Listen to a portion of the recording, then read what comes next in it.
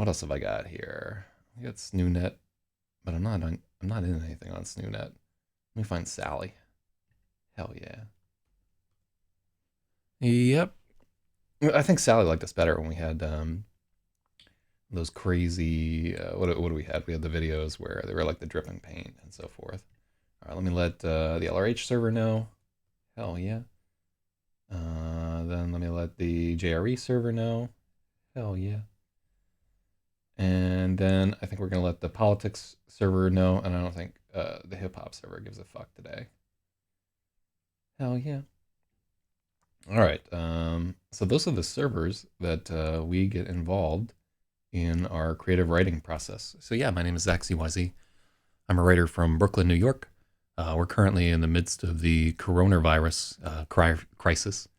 But I just write science fiction for the most part, so this corona shit is not super interesting to the likes of yours truly right there.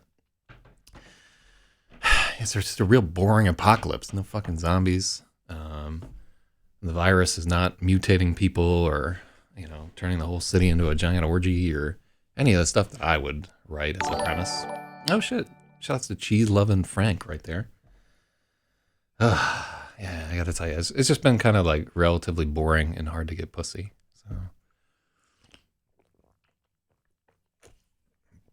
hard, if not impossible, since like there's already that like it's not great to sleep with random science fiction authors part of this, but then you're like betraying society if you do it by like actually leaving your house or letting some scruffy novelist into your house. So it's just not happening for me, boys. So I would assume that a lot of your experiences are the same out there, and just stay strong. Hopefully this shit won't be forever, but maybe it will be. Who can fucking say?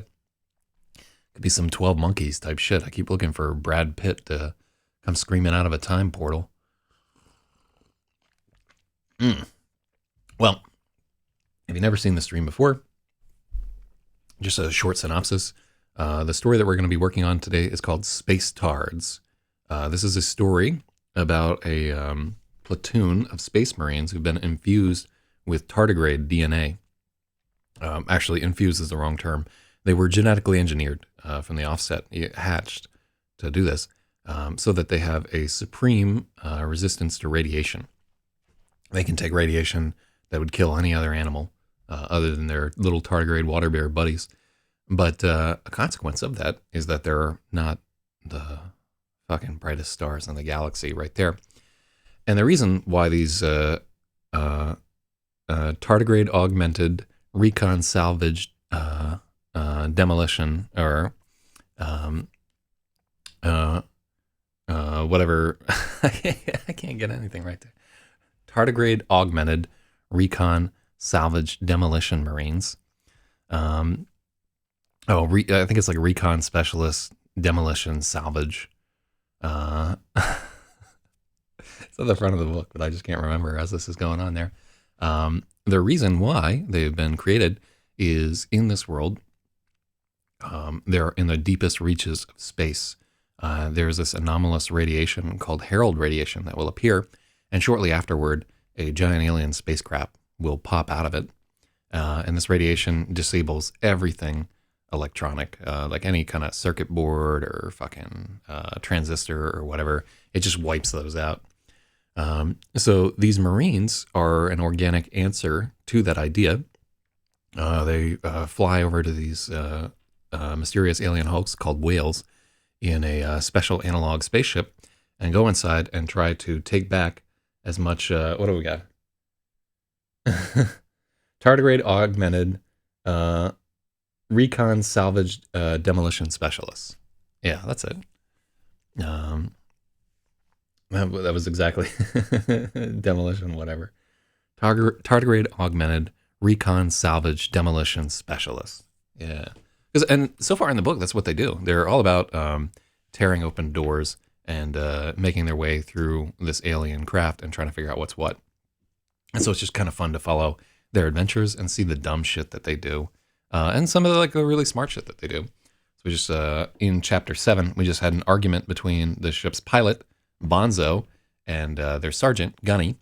And Gunny kind of faced Bonzo down. I was like, go get some tanks, Bonzo. It's like, tanks ain't my yob. It is now. Yeah, so that was kind of like a fun thing. What's up, Spathy Wall? All right, so one thing that we have not done so far is we haven't consulted the cards. Hopefully nothing embarrassing is on this table right here. Why do you have a second cell phone? All right, here we go. Cool. Let's figure out what the future holds for today. So, yeah, I don't know what's gonna come of me or my whole situation right here and everything. I don't know if we'll ever be able to leave our houses, or I don't know if the people I love are ever gonna come back or what. All I know is we got a story to write, and that's what I'm working on at the moment. So, let's see what the future holds for today and today only. No, I don't want any far-reaching arcs.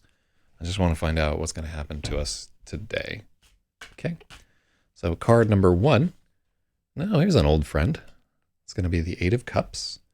Sadness. Very relevant. Wait, this is the exact same fucking set from last time. Hold on, let me actually shuffle these fucking cards.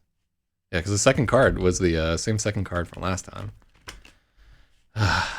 The thing is, if you do like just like a light shuffling, odds are you're going to come up with the cards you just had, because a mild shuffling doesn't really separate clusters of 2 cards that are together. You really have to do like 7 or so riffles.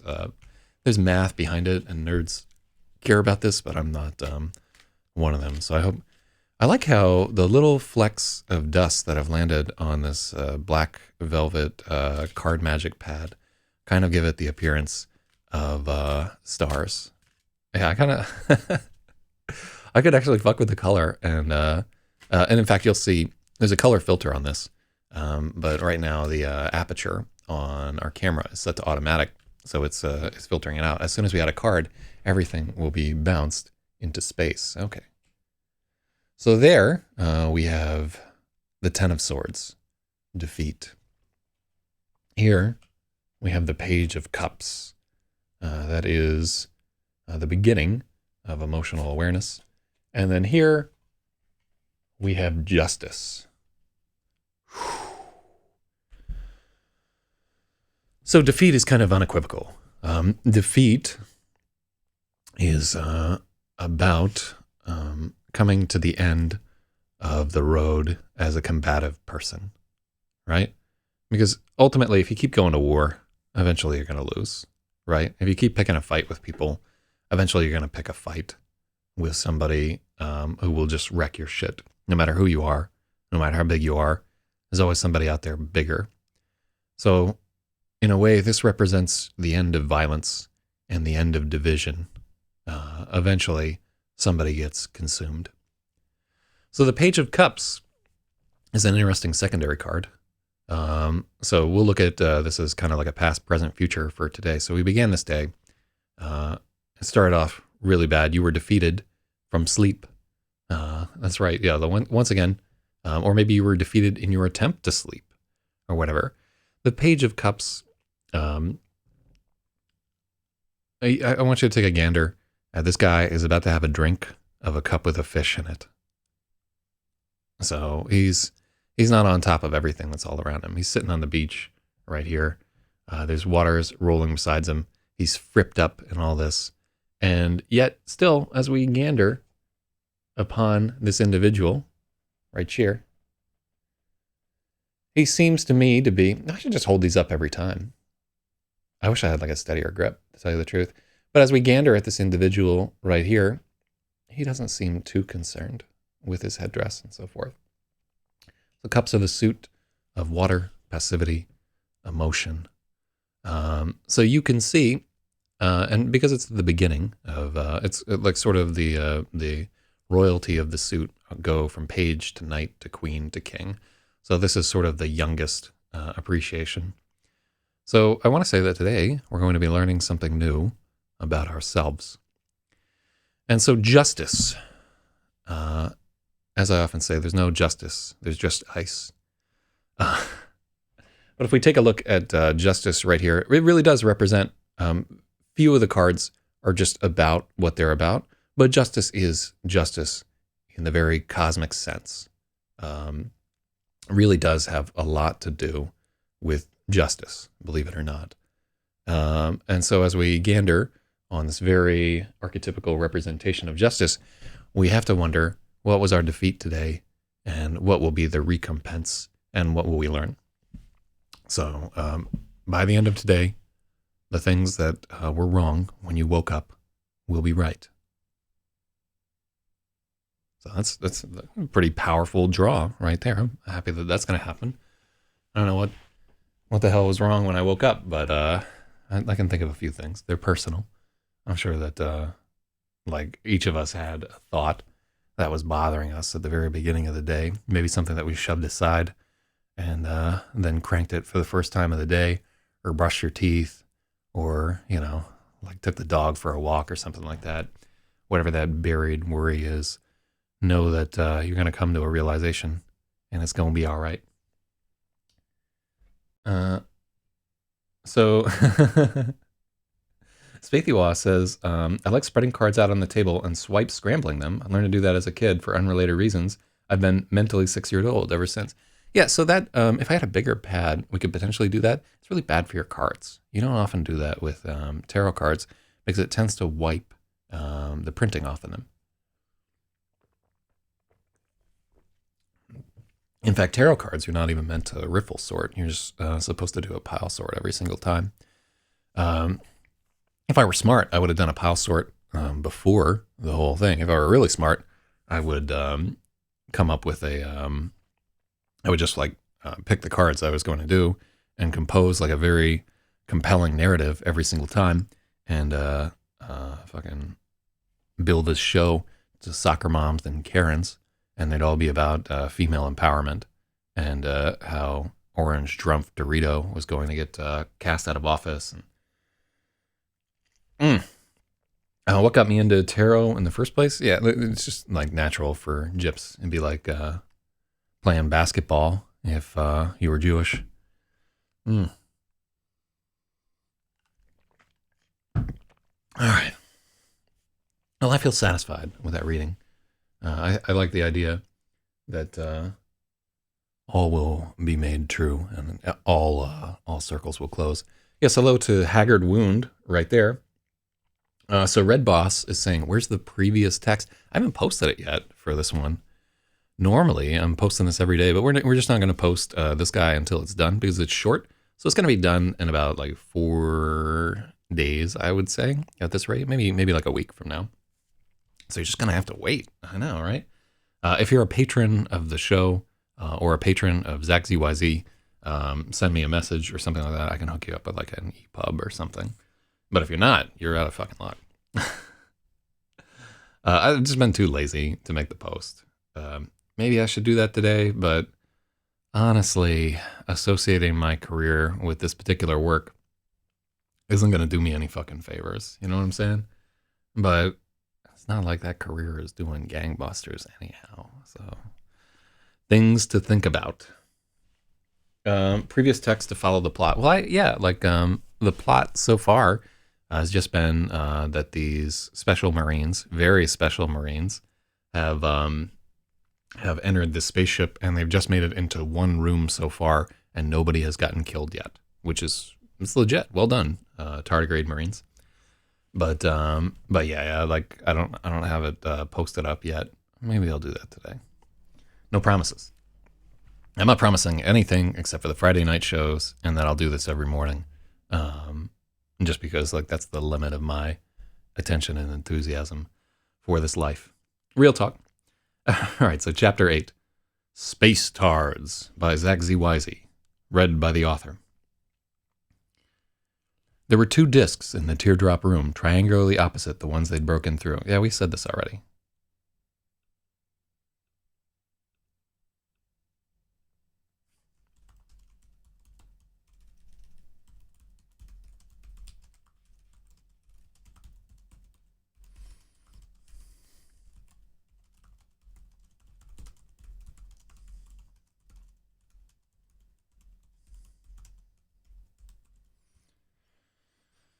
The teardrop room had 3 discs, the one they'd broken through and 2 triangularly opposite.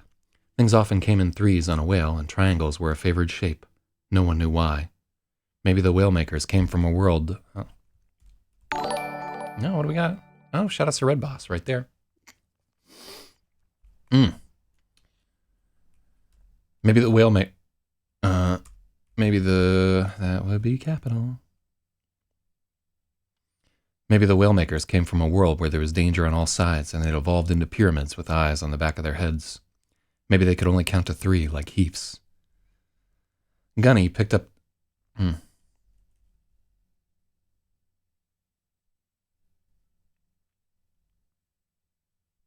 Okay, so we told this whole story. Yeah, this is a little repetitive with the section previous to their Whalesmiths. Huh. Whalesmith, Whalesmith, Whalesmith. That's not without its charms. I like it a little better than Whalemakers. I don't like that Will Smith, though. Fucking Fresh Prince. No, he's fine. I was talking shit to talk shit.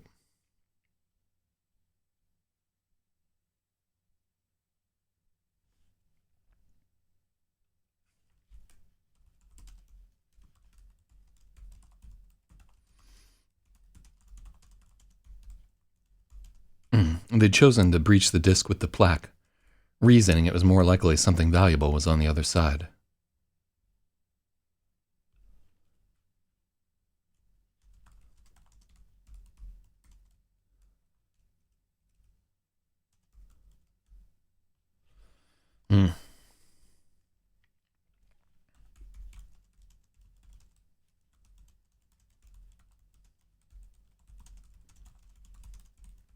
They'd chosen to breach the disc with the plaque, hoping it meant there was something valuable on the other side.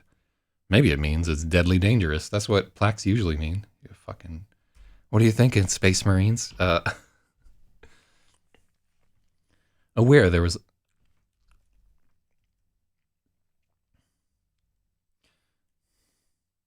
Aware there was likely another pressure differential, Sticky drew a sparkless tungsten sounding spike from his quiver and handed it to Yank. Okay. That's hard to read. Aware there was likely another pressure differential, Sticky drew a sparkless tungsten sounding spike from his quiver and handed it to Yank. The whole platoon went full pucker as Yank drove the spike with 3 powerful strikes. Yeah.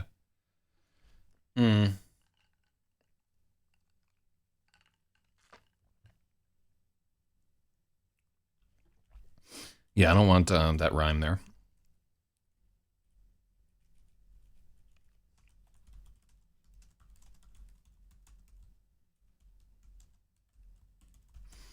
The whole platoon went full pucker as Yank drove the spike with 3 powerful swings of his 100-kilo sledge. When the metal stopped ringing, they could hear air whistling through the hole. The pressure was lower on the other side. Might be a pore, Gunny, Sticky said. Pores were access shafts lined with ghost skin that opened into space. Gunny had seen more than one Marine get sucked into one and flung in. Okay.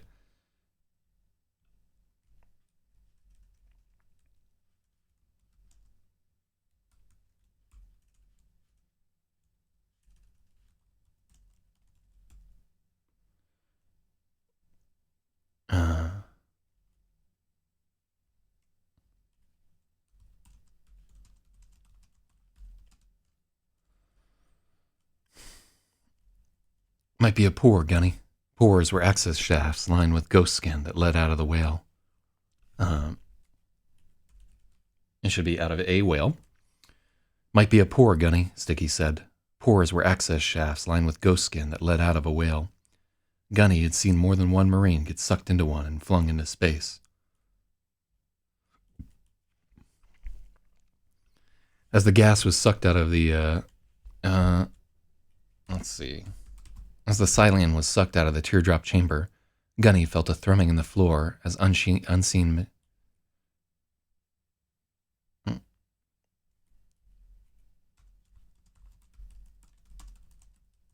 Yeah, let's put that in the soles of his feet. Because he's not feeling the floor. He doesn't have nerves leading into the floor.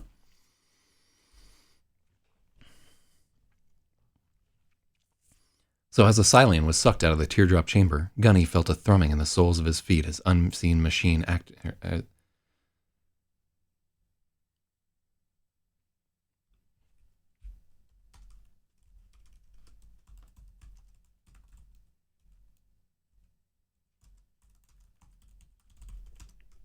unseen machinery was activating.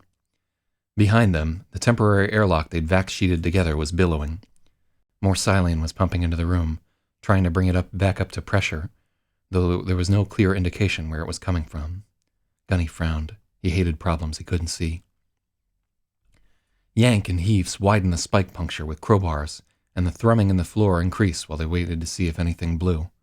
The new chamber was unlit. 2 for 2. Chances were good this was a Gelt whale. Finally, the thrumming stopped.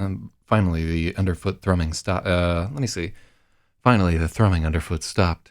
Either the pressure had equalized or the reservoir had bled dry. Lefty and Sipper were chucking around and shoving each other, and Gunny barked at them to stop acting featured. Mm-hmm. I don't think. Yeah, we can just cut that out. And Gunny barked at them. The Marines stiffened into attention at once, and Gunny nodded. There was still enough air pressure for sound to carry. While they were working on getting the hole wide enough for a tard to enter, Bonzo showed up with the cart of O2 tanks and began stacking them up in the makeshift airlock. Gunny watched his movements out of the corner of his eye, looking for resentment, but Bonzo seemed like he was over it.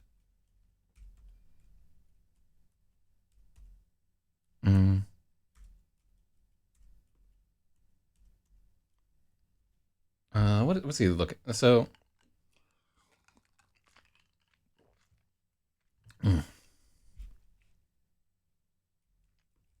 searching is what I want.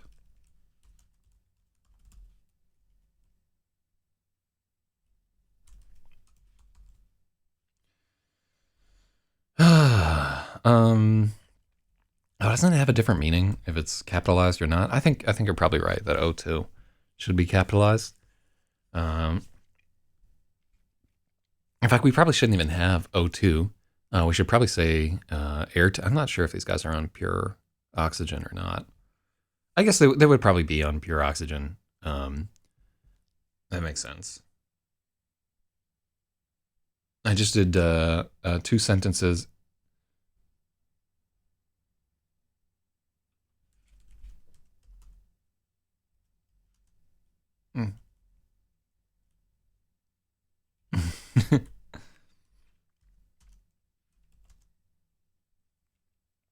Oh, is there a word for where somebody's like, yeah, that's right.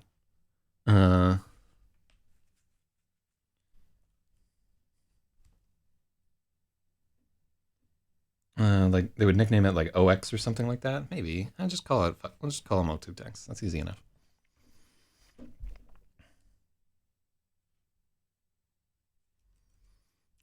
So tutted is kind of where we want to be at. Like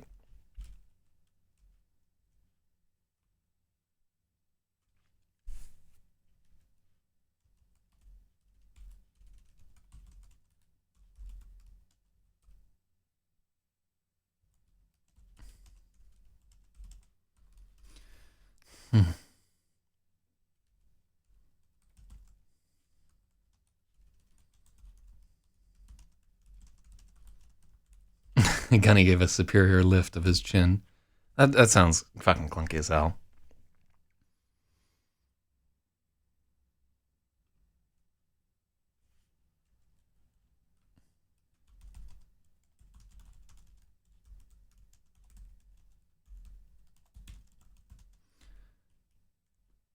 Okay, there we go. Gunny gave them a superior nod. Pleased there was still enough air pressure for sound to carry.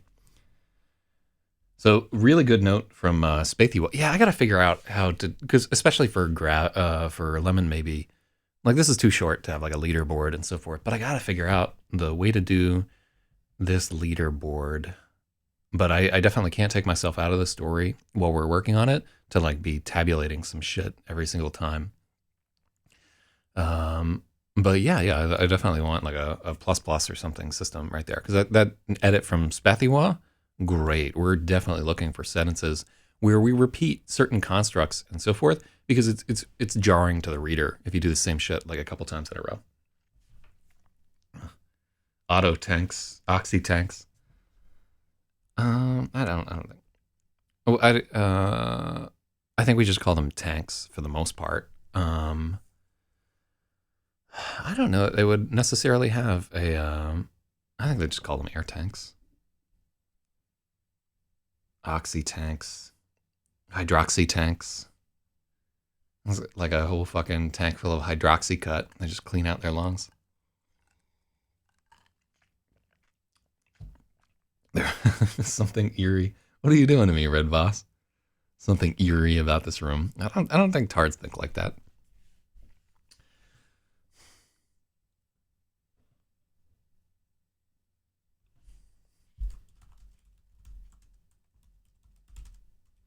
The gunnery sergeant could tell.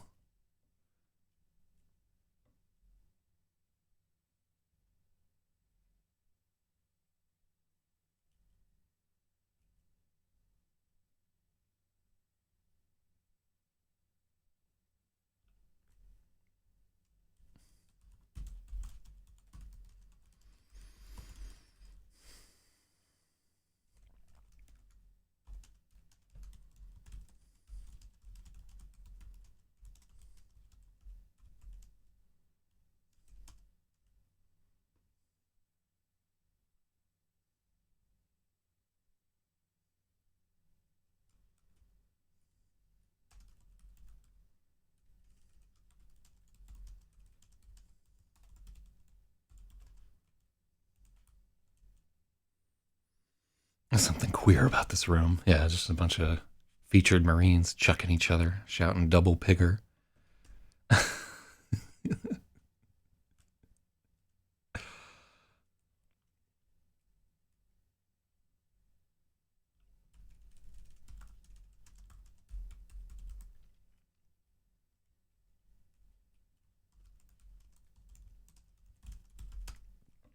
Okay, so we don't have to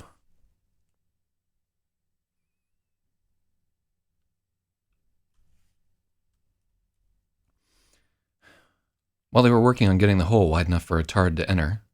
Uh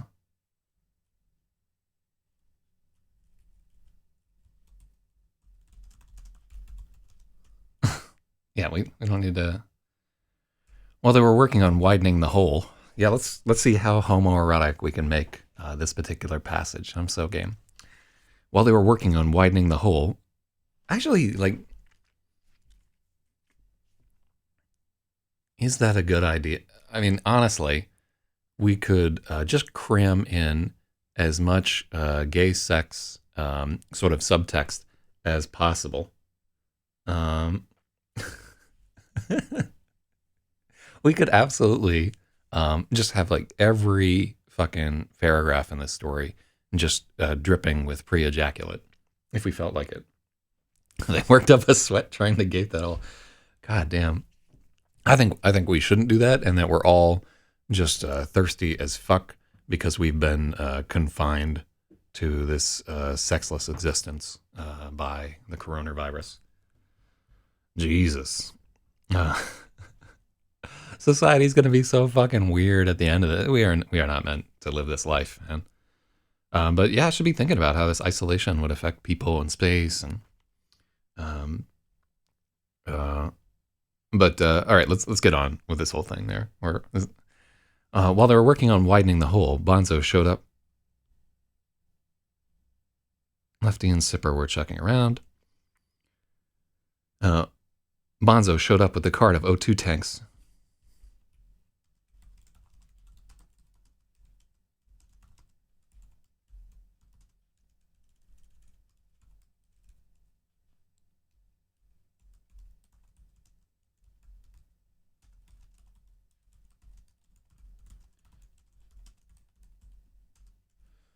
Yeah, that works a little bit better. So why would they have the damn O2 tank? Because honestly, one of the interesting things about the way that they explore whales is like every time they come to a room, it takes them a fucking while to figure out what's going on there. Like we're describing, and we'll get into some description in the next few rooms. But because so many things on these whales just killed them flat out, they have like all these scouting procedures and so forth that they go through. And every time that they want to get through one of these walls, it takes a long fucking time. Oh yeah, also they're in space. There's no like the room that they're in right now, as it's written in story, is full of a gas called silane. And so if you've never huffed silane before, I definitely think you should try it. Yeah, you get really fucking high. No, but silane is this repugnant smelling pyrophoric gas. And pyrophoric means that it explodes when it comes into contact with oxygen. So I guess I missed an opportunity to have a big fucking bang here. Mm. Oh my God, actually, they're changing out their oxygen tanks in the presence of a pyrophoric chemical. Well, they better have designed some valves that don't let anything fucking escape. Mm. Yeah, that's like an interesting thing. No smell in space. Hello. Actually, space does have a smell. You can talk with fucking astronauts who have smelled it. Yeah, it smells like burnt steak from all the ionizing particles that are like flying through there. Mm. I bet they got idiot-proof valve. Yeah, I think they would have to have like idiot-proof valves where gas don't. Although, like, I don't know what a valve like that would look like. I think I struggle to like see how you would vent a tank without anything escaping from it. But that's too fine a point of minutia. And if somebody disses us about it, we can point back to this part in the stream where we recognize it, and it doesn't help the story. Because the reason why they're swapping tanks at this point is I want to make a point about Gunny right here, and I want to establish the fact that they need oxygen constantly. They were only one room in, but it had taken a while to examine everything.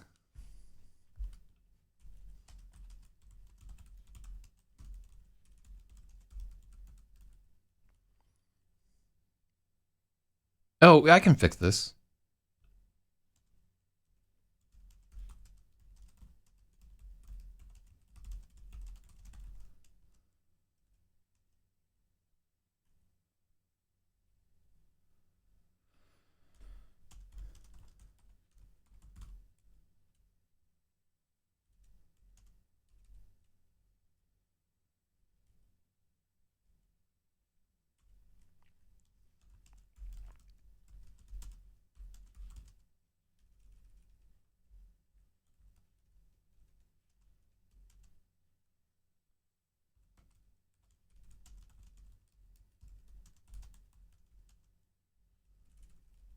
Oh, yeah. So look, let's just have them get the fuck out of the room while they're doing it, and then we don't have to have magical valves.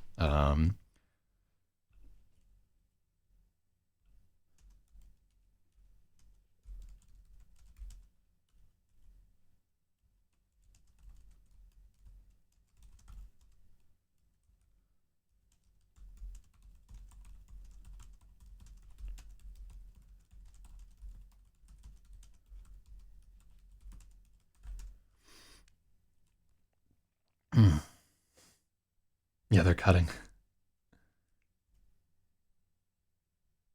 The DP valve.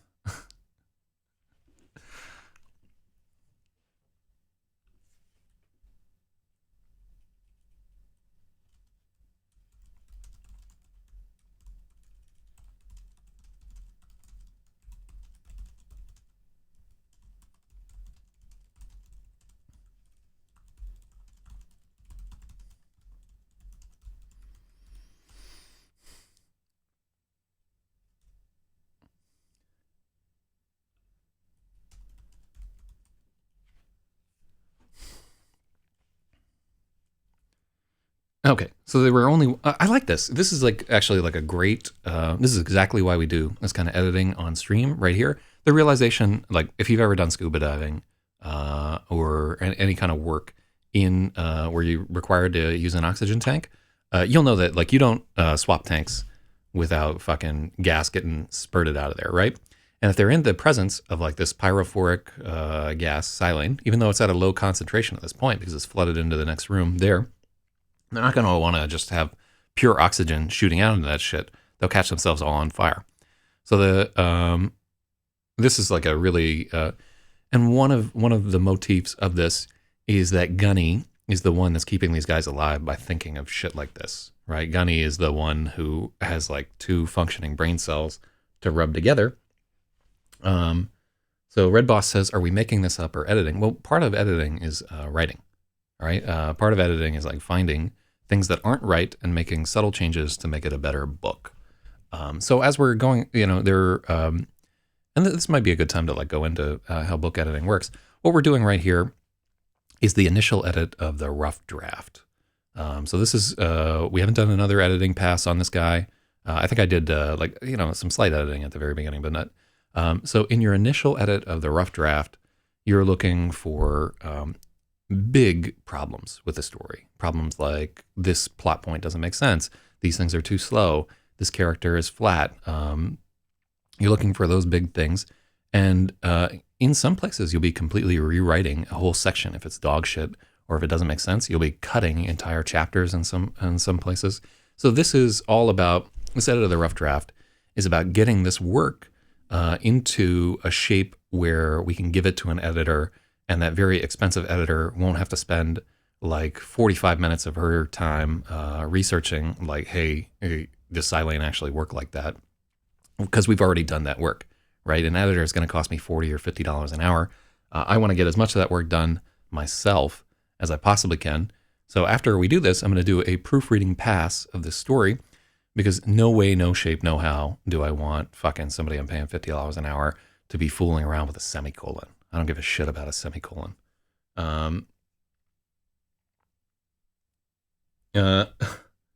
Jesus. All right. Well, let's, anyhow, let's get into this whole thing.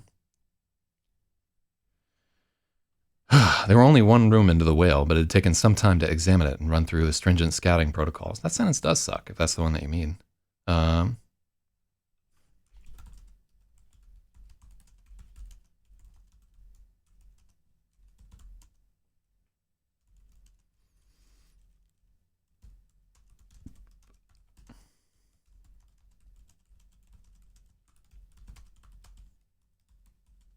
Yeah, Jira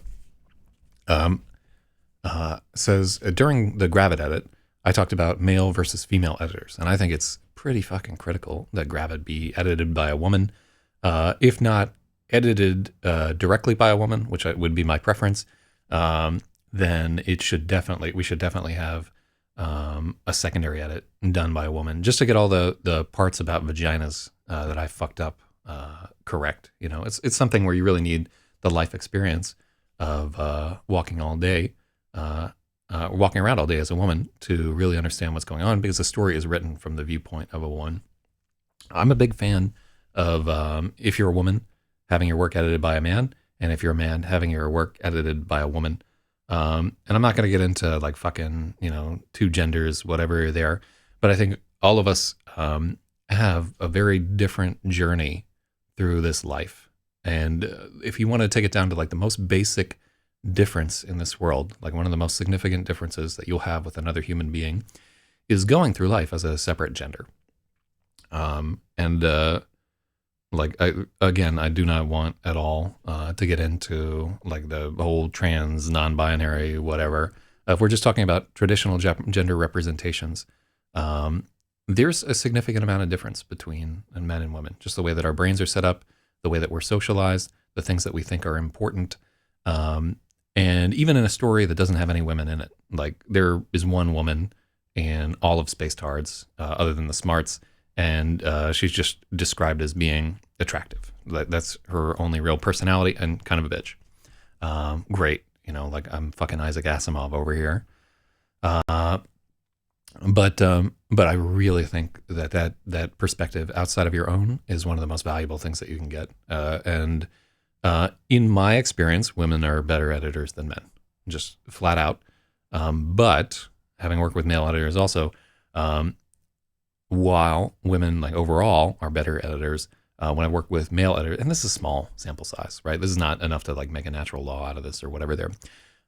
Often when things are edited by men, they will have some brilliant fucking ideas to fix a story, like where you'll be like, damn, why didn't I think of that? You know? And my experience has been that working with women, they will more make you do your own work to figure out how shit works, but they will be more of a consistent and ultimately like a more professional product will come out of having your. That's my theory. All right, let me see what. Yeah, if you think something is bad or wrong, wait, who is this fucking?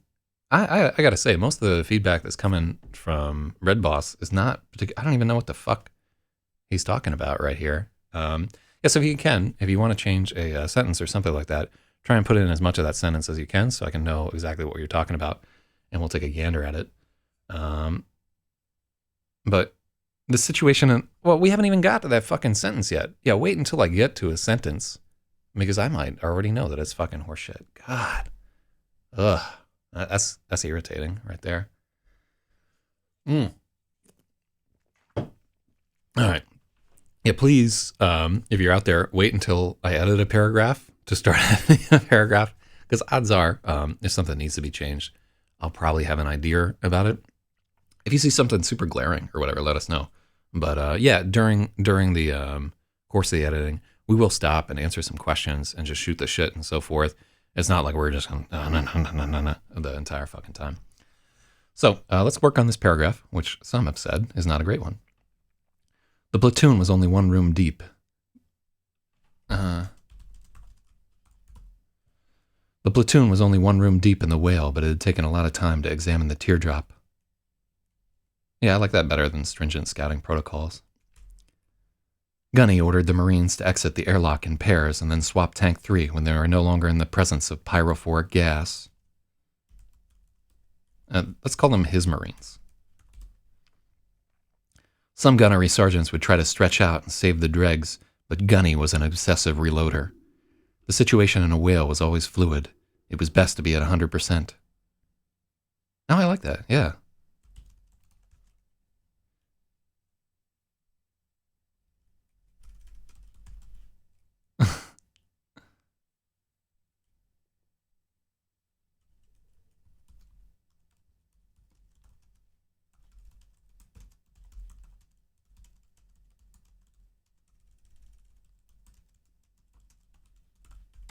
Okay. Everybody is helping in their own space-tard way. There we go. Yeah, I think this is fucking fine. Paragraph's totally fine. The situation in a whale was always fluid. It was best to be at 100%. I like that, yeah. Because essentially, what I'm doing right here, like this is, you know how you're like playing fucking Call of Duty or something like that, and you have like 29 bullets out of 30 in your clip, mash reload, and so forth. This is just a throwback to that. The new chamber was a tall, oval-shaped shaft that rose high. Yeah. Let's see. Oh, I'm not finding that a useful suggestion. You know, that's fucking. I mean, you can do what you want in the stream, but like, yeah, if you're just fucking around, you'll just get ignored. Let me see here.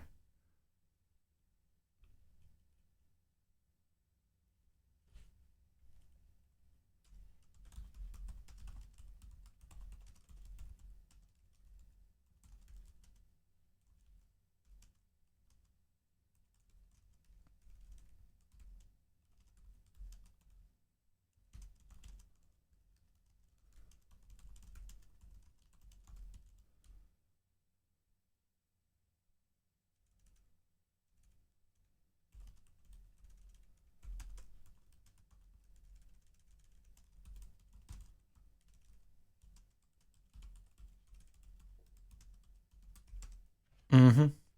It's the equivalent of a plumber thinking, this whole pipe thing stinks.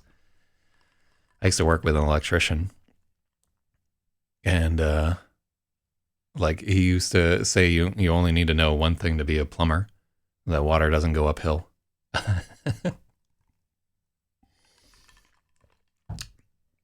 But okay.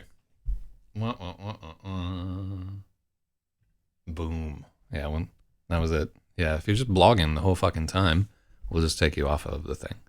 Um, so yeah, Red Boss has been vanquished from our set. I don't know. I'm not here to fucking troll on the stream, and it is actually quite difficult to do this shit. So if you're just fucking around, we'll just zap you off of there, and I'll never see your comments. The end. Um, so let's get back to it. Let's see.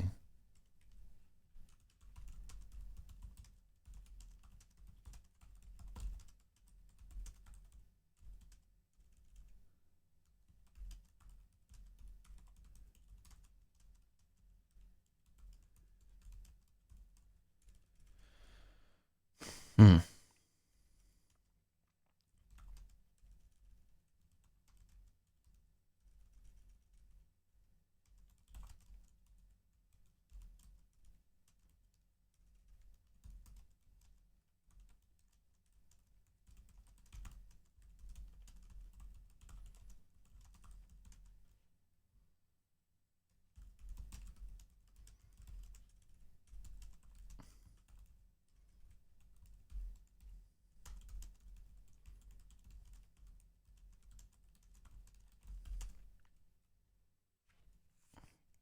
Hmm.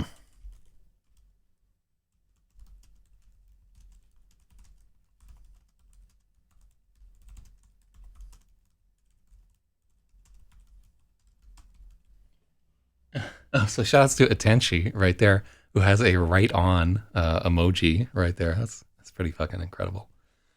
Hell yeah. It's all rainbow and everything. LeVar Burton's gonna come popping out of this motherfucker. Uh, on some reading rainbow type shit. Hell yeah.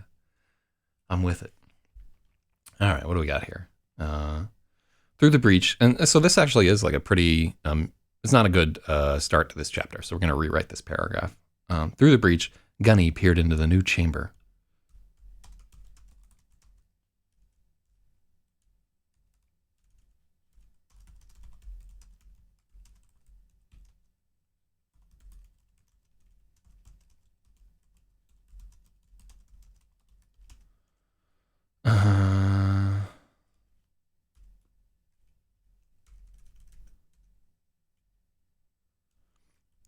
It was an unlit oval shaft bridged by a triangular grid.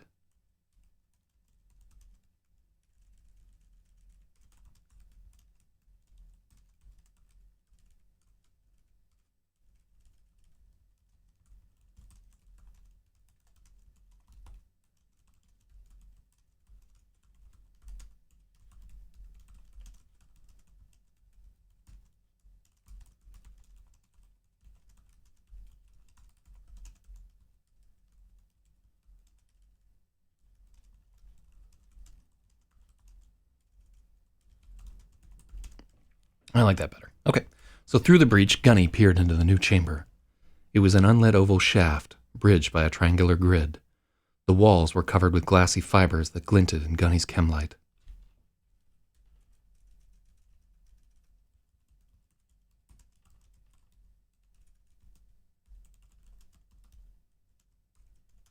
Reflected. What do we want here?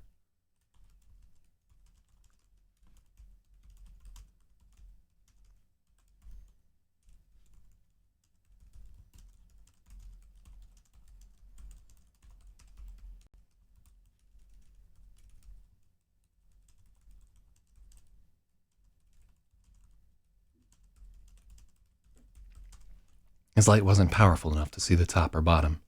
Nice.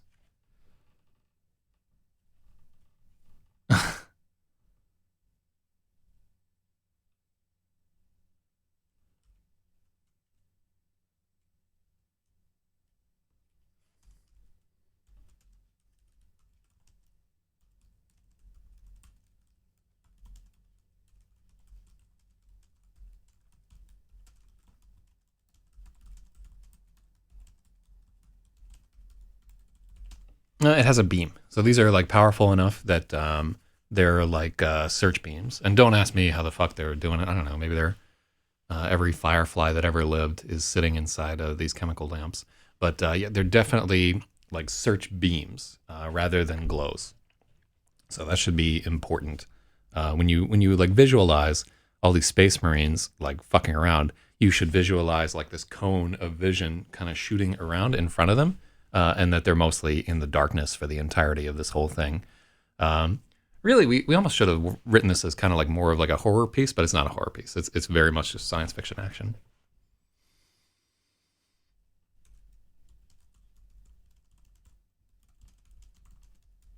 Hmm.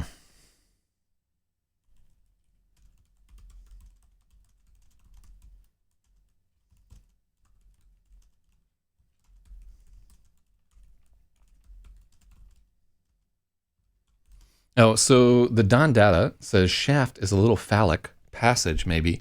No, that's exactly where we're going with this. So we're definitely going to go with shaft. But thank you for the suggestion.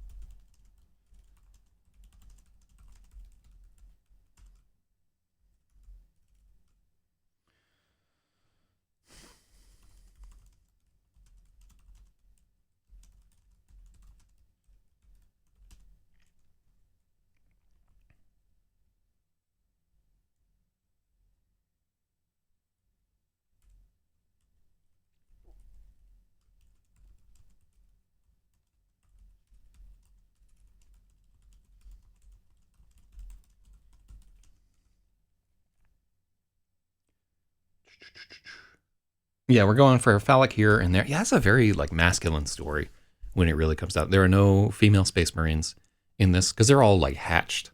Um, and hold on, what do we got here? A bit of passage never goes amiss. Made of thick triangular bars. So here's what we. So one part of this description is that it's a triangular grid. Um, so yeah, maybe we could just call them three-sided bars.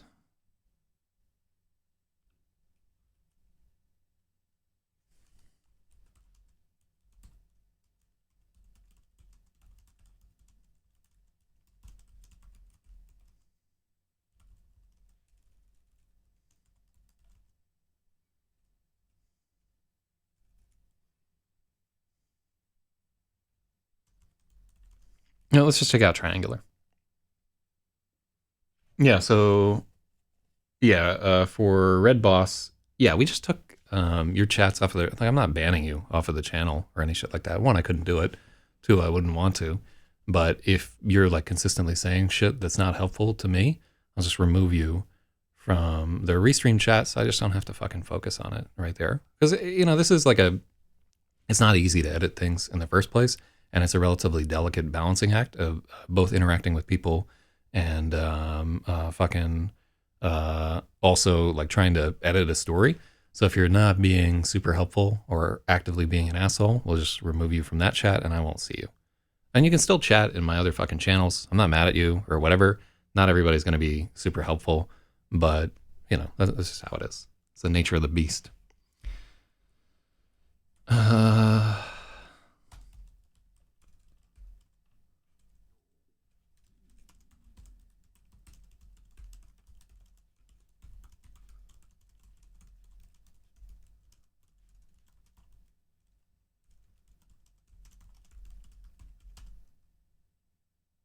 yeah, yeah.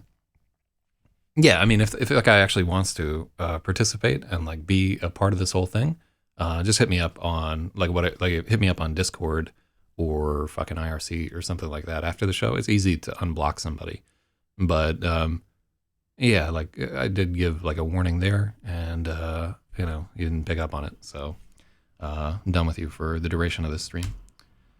Hit me up later. Okay. The grid bridging the shaft was made of thick, three-sided metal bars. Gunny thought they could support the weight of the platoon.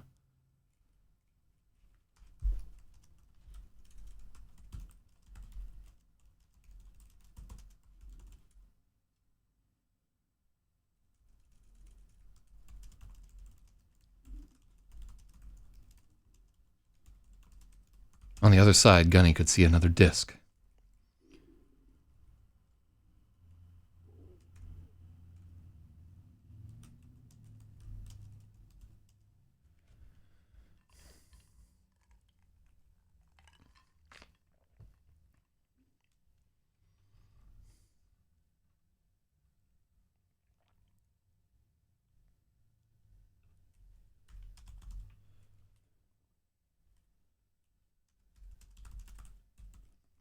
All right. So through the breach, Gunny. Oh, and I think one of the things that I'm finding as we're editing is that often my descriptions of rooms, because when you're just coming up with something, you're coming up with shit on the fly, you have like an idea and you're trying to like hammer it out, right? But part of what I'm finding when I'm editing is that often my descriptions of places are like a little too weak. They're not specific enough. They don't give you like details that kind of like sink your teeth in. So if I have to improve one place as a writer, definitely, and there are many places that I could improve, but definitely my descriptions of scenery need to improve.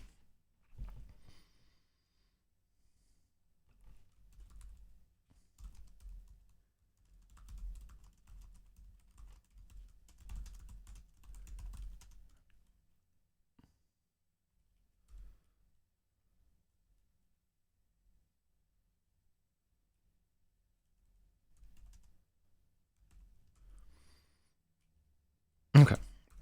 So there we have no, through the breach. That's so this is a little bit better to just make it more direct. Gunny peered through the breach into the new chamber, an unlit oval shaft bridged by a triangular grid.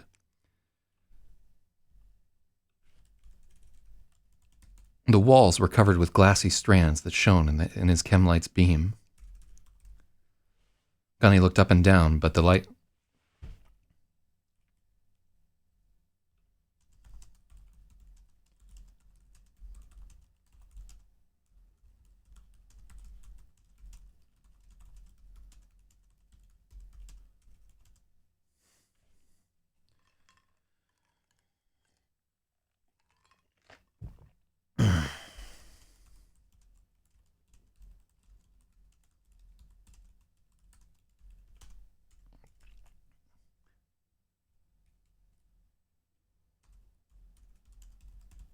It meant the shaft was at least 200 meters tall.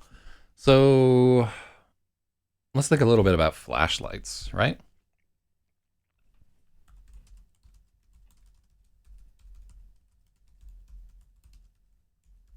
Yeah. So a million candle power spotlight throws for 2 kilometers, right? Um, so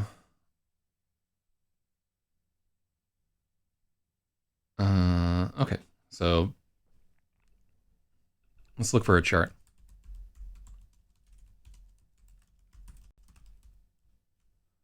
Candle power.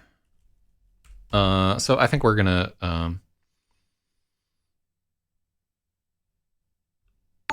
just say like the fucking district. No, shout out to Haggard Wound right there.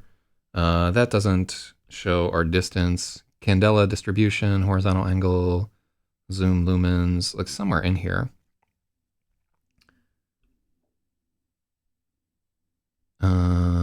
So half a mile would be 0.7 million, so 836 meters. So we can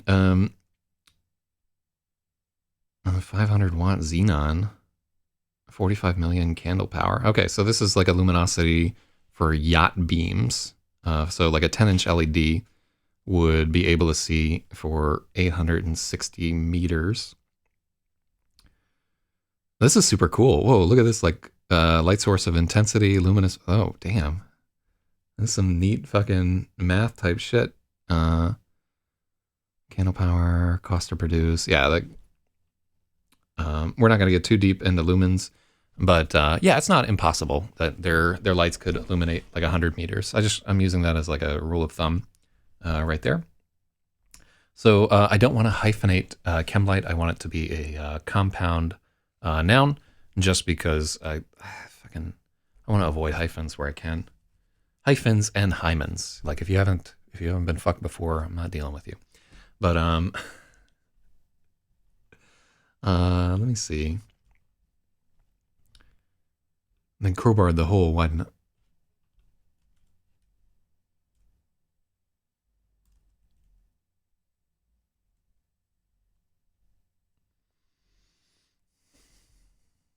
Gunny peered through the breach into a new chamber, an unlit oval shaft bridged by a triangular grid.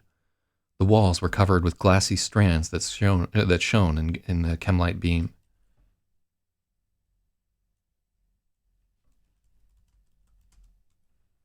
That shone under the chemlight's beam. Chemlight, like Kleenex. Yeah, it's like a brand name. I'm not going to capitalize it.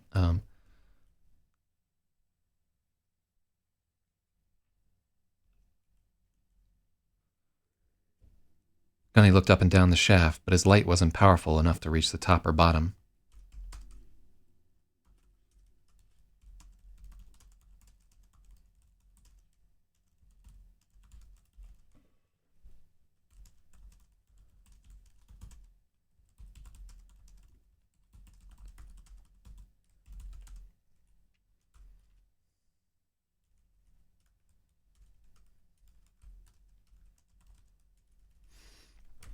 If he wanted to see farther, he needed the big beamer. I like that they call it there.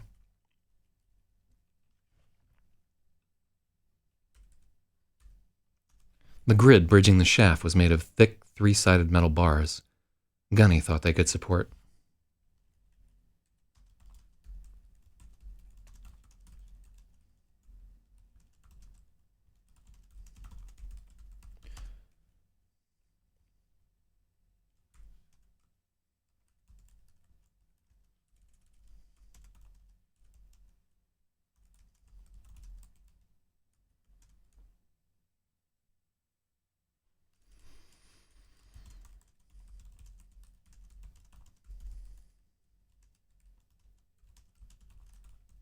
Mm-hmm.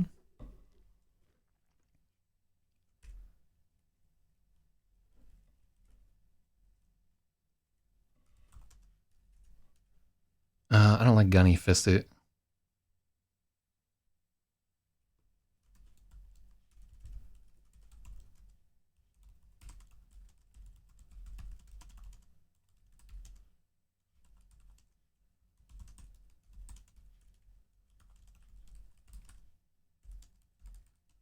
Which metal? Black, purple, yellow. That's a good call. Yeah,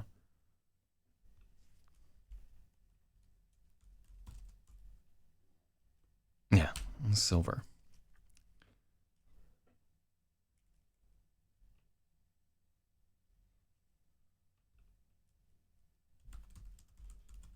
There we go. The grid bridging the shaft was made of three-sided silver bars that looked thick enough to support the weight of the platoon.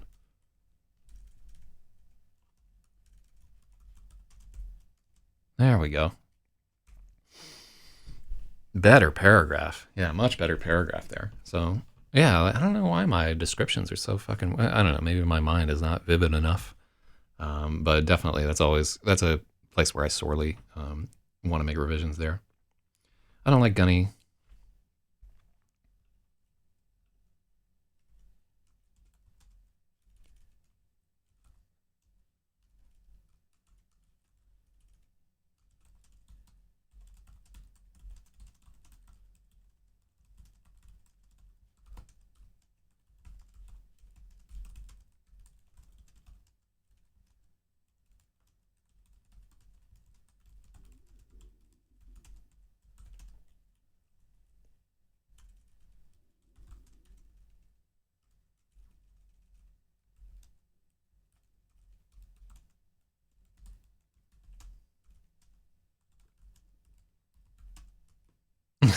A standard whale fare? No.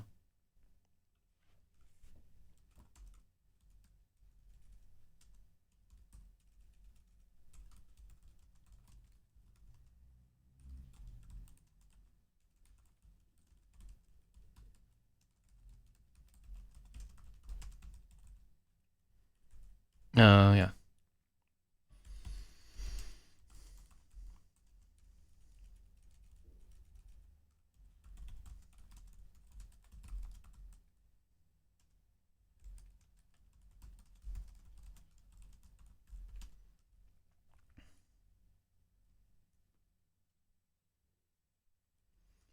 Gunny had never seen these glass strands on any other whale. The walls were draped with thousands and thousands of transparent tubes. They had a uniform diameter of about 5 centimeters. It looked like they ran the whole length of the shaft in wild tangles like spaghetti dangling from a fork. The disorder gave... The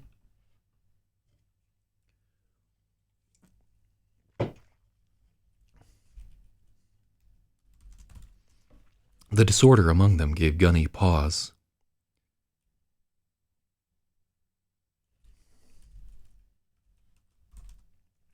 He'd been in enough whales to know... this is... The disorder among them gave Gunny pause.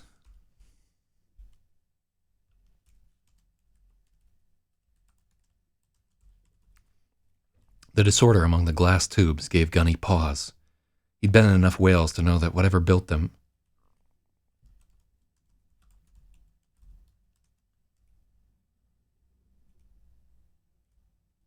I think whatever built them is a little better.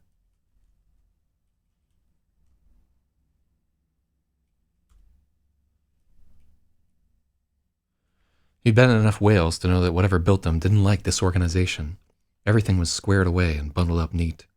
This overgrown jungle of tubes felt all wrong. It's a series of tubes. Stay frosty. Something up here. This fucking space. Shoutouts to PCAP. PCAP, how are you liking the journalist Discord? I've been enjoying the fuck out of that right there. I really recommend anybody wanting to get acquainted with the journalist Discord, ask me about it later. And it's definitely best to just like lay in the cut for like 2 or 3 days or even a week and see how the mechanics work in there. Because, oh my God, it's some fun shit right there. Yeah, if you need any info on... Oh shit, I see Big Chad right there. You've been in enough whales. I didn't even notice that adjective now. Yeah, I'm sure the Gunny has been... I myself have been in a fair number of whales. So I have no fucking... there we go. All right. So I'm gonna... hold on, let me take a second here. Let me see. Oh wow, I got so many fucking channels here.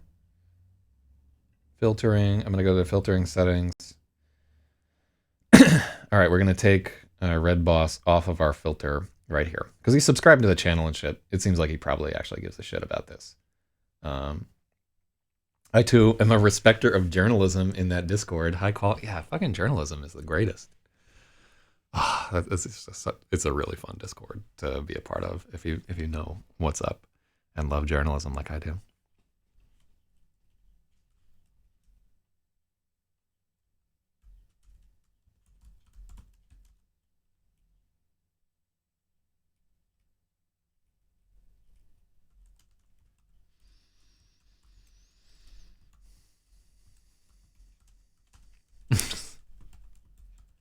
Something's Chucky. Everyone, stay frosty. Something's Chucky. New room designation.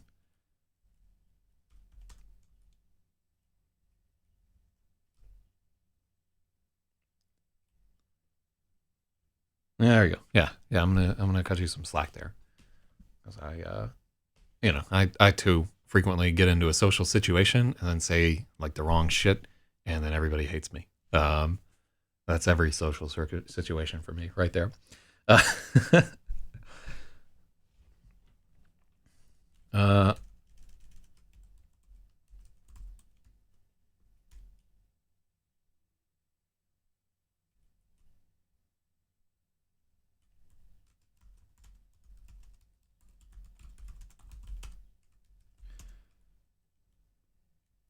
There we go. Let's see. Marines, stay frosty. New room designation here, Gunny cautioned. New one for me too, member said, as they were scoping out the room from outside the disc.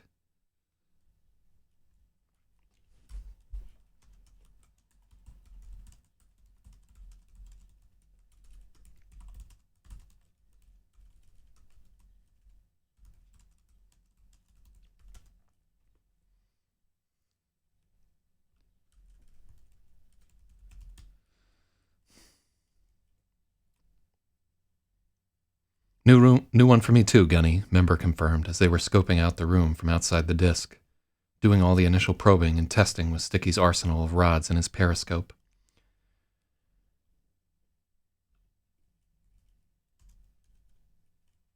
New for me, Gunny, Bonzo announced.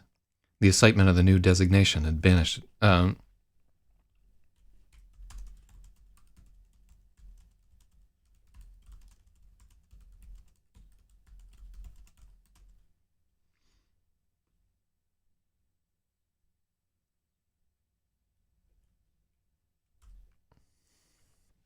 Okay. So, new one for me too, Member confirmed as they were scoping out the room from outside the disk.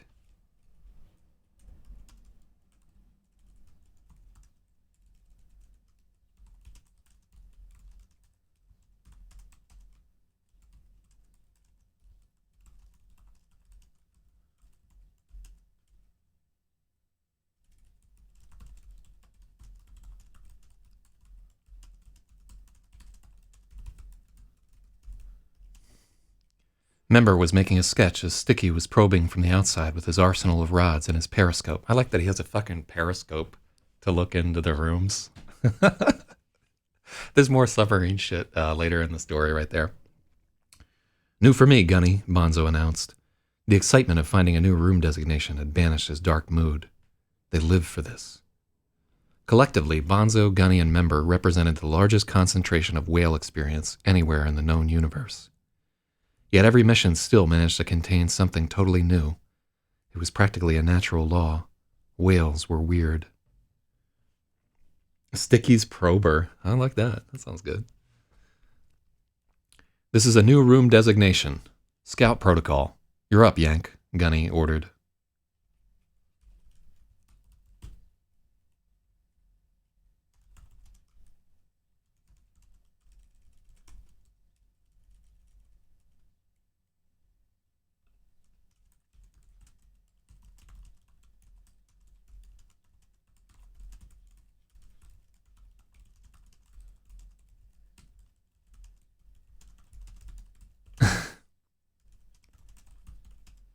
Sticky gave the thumbs up. He hadn't found anything that would immediately kill them inside the shaft.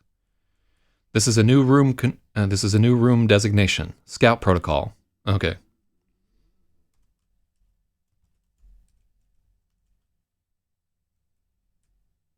Yeah, like we already said that this is a new.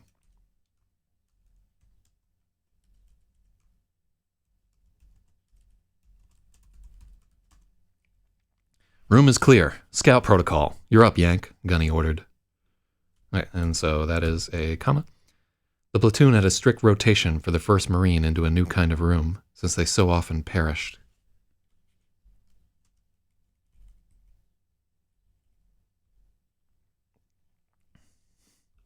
Gunny, Bonzo, and Member weren't allowed to be in scout rotation. It was purely a numbers thing. If the pilot or gunnery sergeant died, the platoon was much more likely to wipe.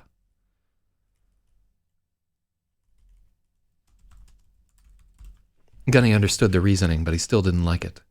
He hated the fussy part of himself that was afraid to go in, and wondered if Bonzo felt the same. Gunny noticed Yank's gauntlets were trembling. The Marine tightened his grip on his hammer and steeled himself to go in. Aye, aye, Gunny, Yank said, nodding his head as he moved to enter. On the back of his helm, Lieutenant Genie had painted Mjolnir in glittering silver.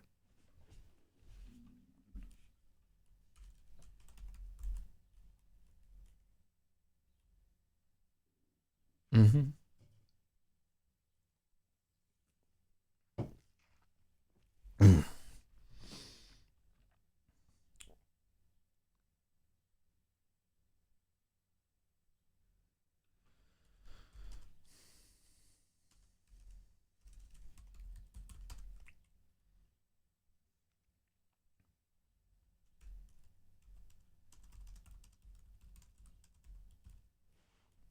Move to enter could be better.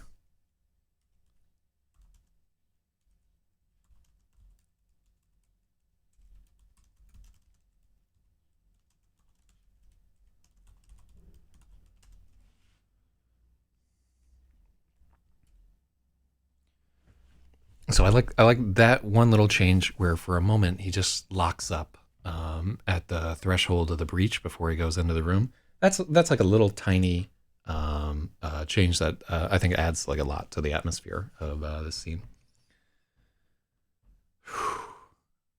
I gotta tell you, like I would potentially just watch for a little bit rather than like peppering me. Like if I'm not taking suggestion after suggestion, you know. But because I'm seeing him, but I'm not liking him. Aye aye, Gunny. Yank nodded, and he hesitated for a moment at the breach. On the back of Yank's helm, Lieutenant Genie had painted Mjolnir in glittery silver paint.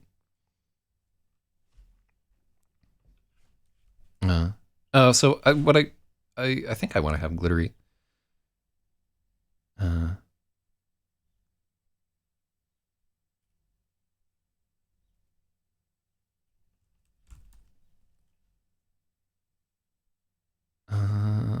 Let me see. Whew.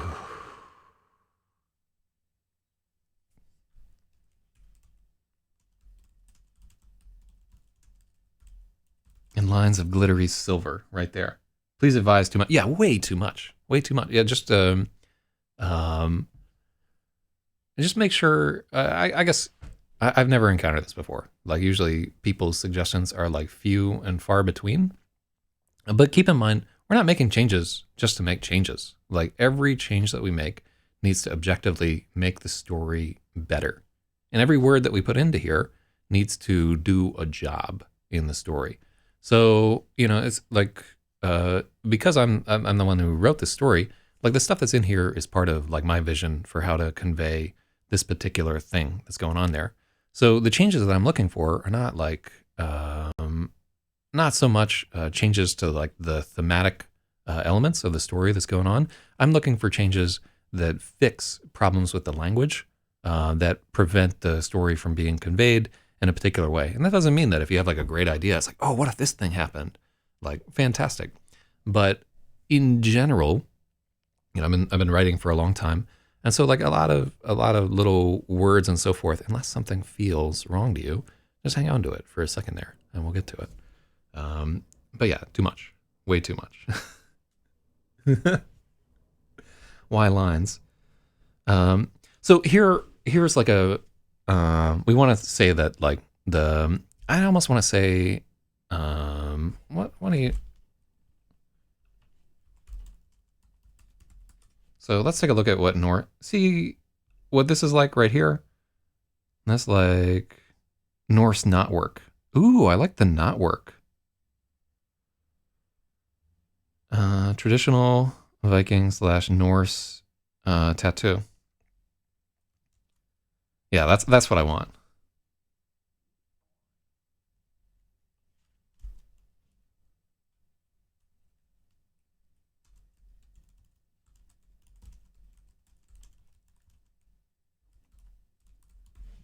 Yeah, that's what we want. Yeah, I just want that is too many.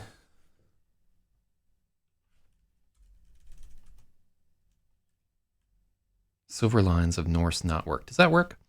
On the back of Yank's helm, Lieutenant Genie had painted Mjolnir in silver lines of Norse knotwork.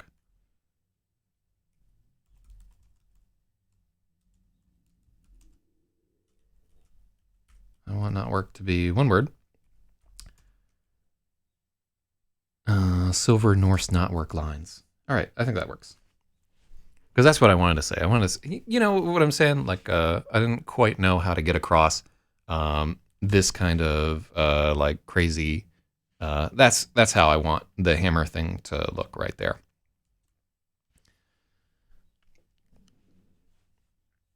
Norse should indeed be capitalized. You're right. Fucking Norge.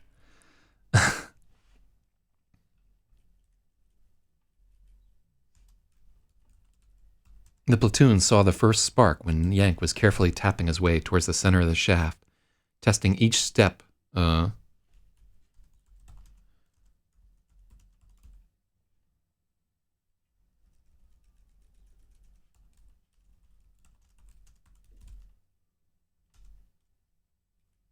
about his feeling about seeing it?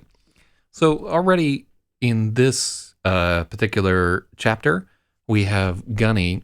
He's already like feeling guilty because he's not allowed to go in and do the scout protocol.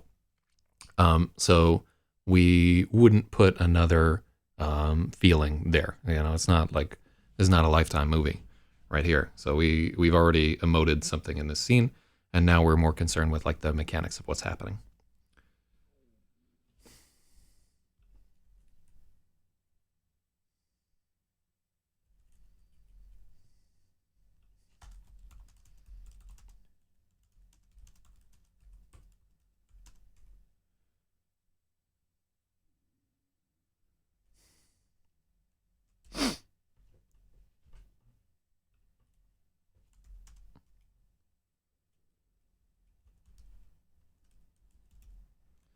Okay, so the platoon saw the first.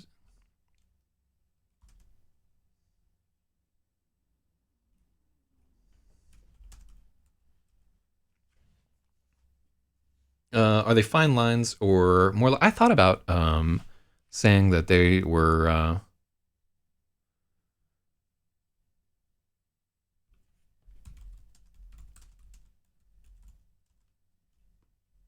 In fine lines of silver Norse knotwork. There we go. That's that's fine. That doesn't pull me out of the story.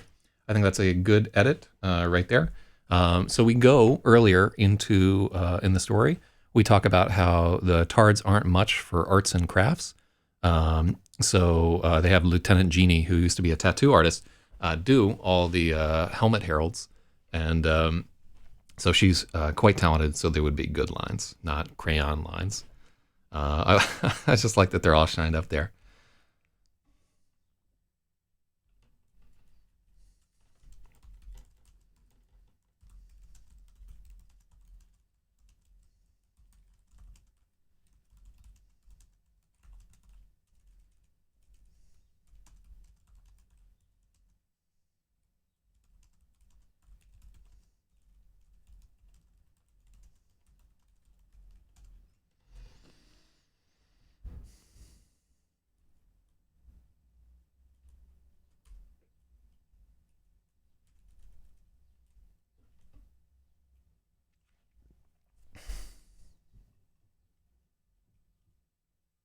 Yank was carefully tapping his way towards the center of the shaft with his hammer, testing each step when they.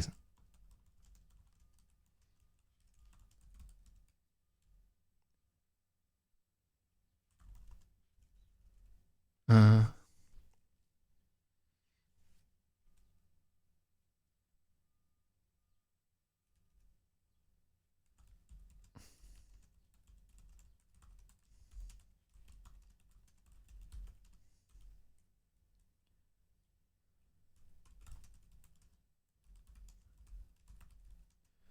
the first spark fell while Yank was carefully tapping his way towards the center of the shaft, testing each step with his hammer.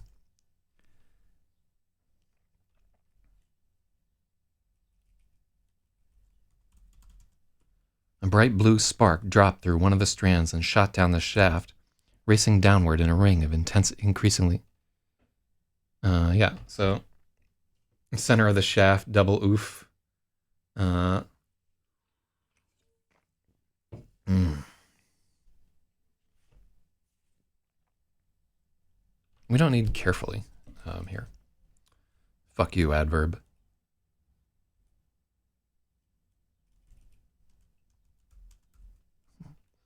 The first spark fell while Yank was tapping his way towards the center of the shaft, testing each step with a rap of his hammer. A bright blue spark.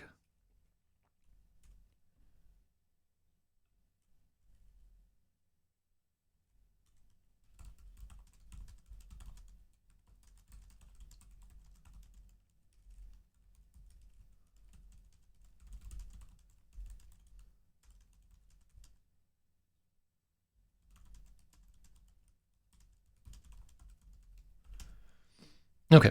A bright blue spark dropped through one of the tubes and shot down the shaft, painting the walls with a ring of light as it raced for the bottom.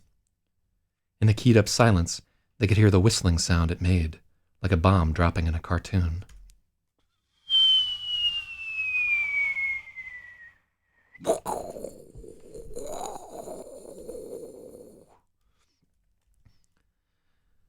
bright blue spark, the first spark, it would be the bright blue spark dropped through one of the glass tubes.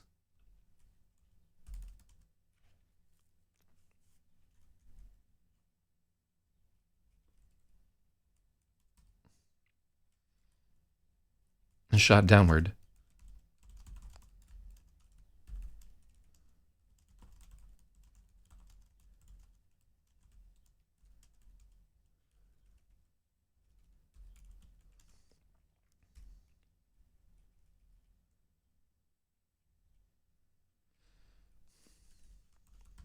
In the keyed-up silence, Gunny could hear the whistling sound it made, like a bomb dropping in a cartoon. Just as they were beginning to think it was a one-off, another spark dropped, this one closer to the opposite disc. Networking closet? Bonzo wondered aloud, and they could only shrug. Member was trying to time each drop with the watch built into his arm guard, scratching his readings into the rudder. Smashy, smashy? Yank turned and offered, gesturing to the fragile-looking tubes.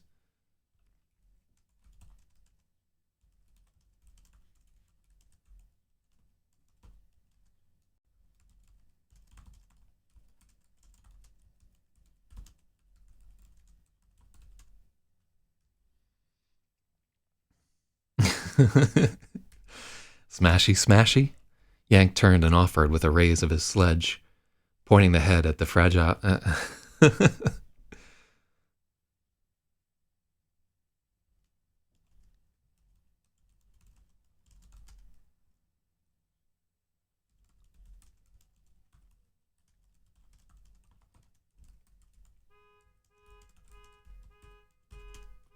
Wah, wah, wah, wah.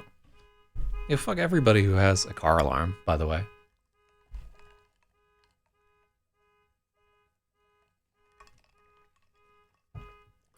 Wireless, never gotta get it in. Wait. Please don't whistle again. My cat is very concerned. How's your cat liking this car alarm? If that shit goes on for more than like 2 minutes, I'm gonna go out and break out all their windows. Oh, see, as soon as I said that, they know what's up. So yeah, Red Boss, if English is your second language, why are you trying to edit a story in English? Come on, nigga. Get real. Killing me here. Okay. Did it really bother your cat, Jira? What did the cat do? That's fucking wild. All right, I will not whistle again. Not trying to upset Jira's cat. Smashy, smashy? Yank offered. Are you fucking serious? All right, hold on. Where's my... I'm ready. Fuck. I never get to smash anything. Smashy, smashy? Yank offered, gesturing at the tangles of tube.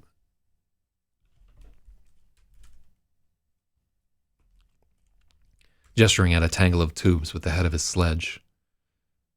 His eyebrows were arched in invitation. Cat ears. We can only hear the alarm if you're not talking, or if I am talking. Yeah, that's because there's a noise gate on the microphone that like chops off noise when I'm not talking. Let's see. Cat ears were in sweep swoop radar mode, trying to figure out what was going on. Big kitty eyes. Oh, I'm not a cat person, but that's pretty fucking adorable right there. Okay. Smashy, smashy? Yank offered.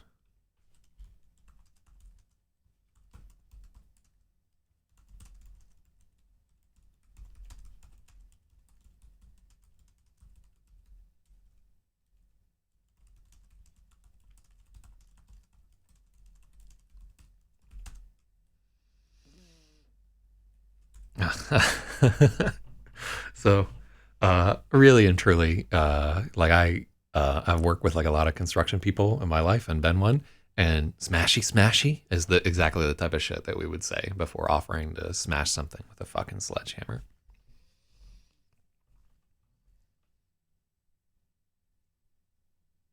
Nah, might blow, Gunny reasoned, and Yank's lip jutted with disappointment. Now that the shaft and the teardrop room were equalized, it was anyone's guess if they were under the combustion threshold for silane. Sticky's sampling rods were mainly for detecting presence. They weren't great for gauging concentration.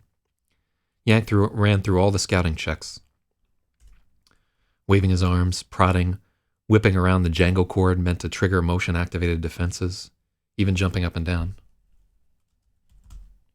It was a funny-looking exercise, but no one laughed. But nobody... they'd all seen too many scouts buy it. All right, so Yank ran through all the scouting checks.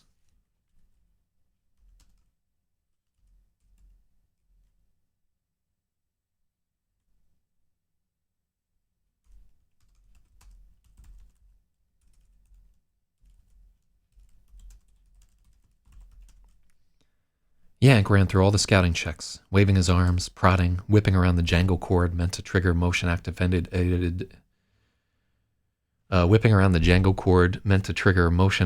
defenses. There's another thing that your cat would love. He even left up and down.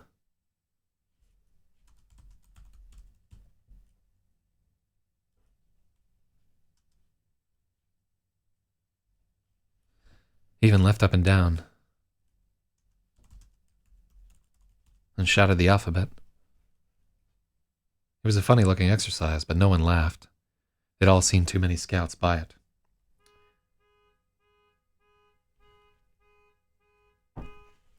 All right, hold on. Give me 1 second. I'm going to figure out which motherfucker that is, and their car will not be parked here again tomorrow. 1 sec.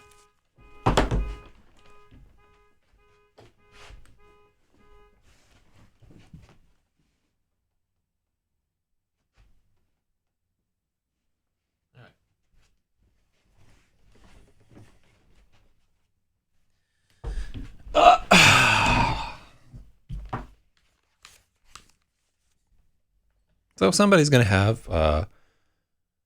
they're not going to have, I'm going to save them some time. You know, it's always annoying when you get into your car and you have to roll down the windows. Ugh, such a waste of time. So I think I can save them that time. So I'm going to try and help them out a little bit later. Let's see. I don't buy this shouting the alphabet.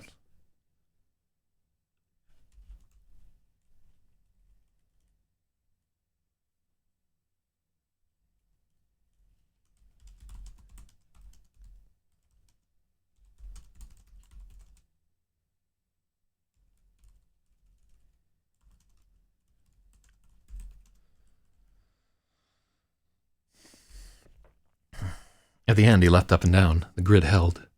It was a funny-looking exercise, but no one laughed. They'd all seen too many scouts buy it.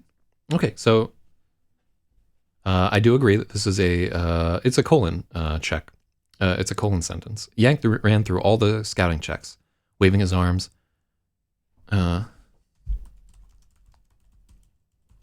Prodding with the sledge, whipping around the jangle cord meant to trigger motion-activated. There we go. Disclaimer, no cars were harmed during this. Oh, yeah, no. I'm just going to do a little bit of body work for them there. It's purely a charity thing. Whew. Welcome to New York City, motherfuckers.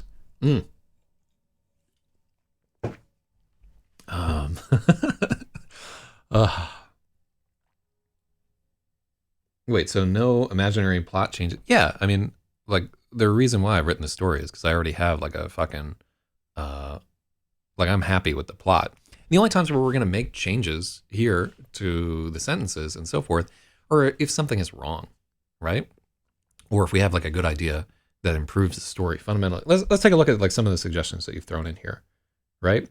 So you say Yank tossed his scout cat. The dumb beast left. So you're creating like an imaginary cat, right? I don't. You know, like then I have to write all this backstory about fucking cats and so forth. It doesn't, I mean, I'm sure there are people who would like that, but that's not my story right there. So adjective noun says he should shout his most favorite words, throw something into the whole thing. We got actually get into the throw something in thing later. But yeah, like in general, suggestions are not good. Let's just put it that way. Not good at all. They're real bad, son. Just, you know, I'm trying to be nice, but I'm also not trying to be nice. Yeah, and if you find yourself as you're reading through this being like, oh, you should do this and you should do that and you should do this, and like you're full of like these ideas and so forth, then's the time to like sit down and write your own story, right? Because if you have so much to say, probably you should be writing your own thing. Because ultimately, I'll just veto like a lot of your suggestions and continue going on because I have like a very clear idea of what I want this story to be like, and it's my story. You know what I mean? So the cat thing was a joke. Well, keep in mind too, as you're like joking around and so forth, if you said like 30 or 40 different things that I've had to ignore, like I'm not paying that careful attention there. But all right, let's go for it. Yank ran through all the scouting checks.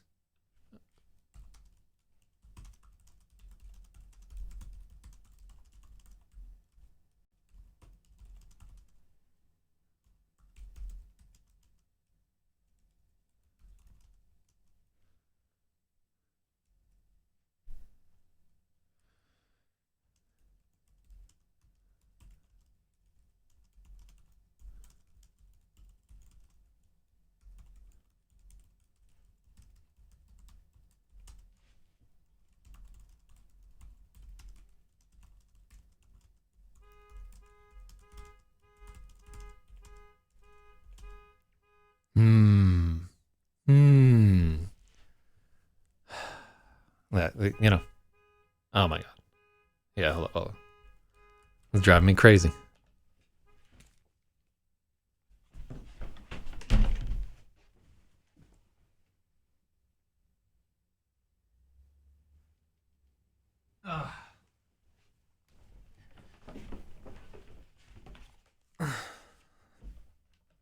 Yeah, there's going to be a swift stop. I'm actually looking forward to uh, my unauthorized car repairs that I'm going to perform in a second here.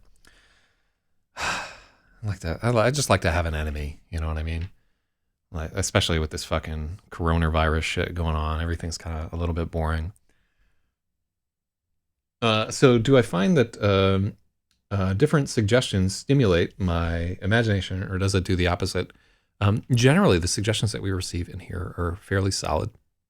But like sort of a barrage of low quality suggestions is just annoying and just detracts from the story. So it really is about the quality of the suggestion. If I had like one thing, I would say, try to save up your ideas for one that's really good, rather than sort of bombarding us with a bunch of ideas that are not good. And if you don't know the difference between a good idea and a bad idea, just sit tight for a little bit, because like there are a lot of people who have been on these streams before, and they have really good suggestions. And you'll see where I like call somebody's suggestion out, and I'm like, that's really good. That makes the story better, and so forth. So that's just an experience thing. Shout outs to cars protecting themselves. Oh, they're protecting themselves. It's like paradoxical, right? Because they're in their attempt to have more security by having this annoying fucking car alarm, something really terrible is going to happen to their car. So those who would sacrifice liberty for security deserve and get neither. Don't tell cars to protect themselves. Teach car thieves not to steal cars without consent. There aren't even that many car thieves. And every time you hear one of those noisy, fucking annoying alarms, it's like a car you wouldn't even want to steal anyway.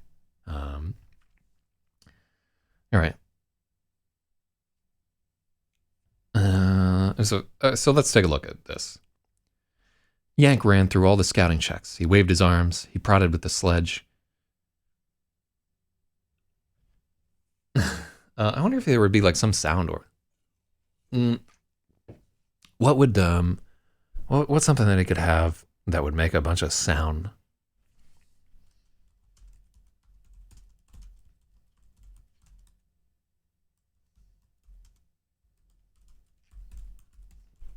He cranked the frequency, squeak, claps, and so they're like trying to trigger sound type stuff. He prodded with the sledge. Yeah, so let's take out he waved his arms, because that would be Yank ran through all the scouting checks. He cranked the frequency, sweep, klaxon. He prodded with his sledge.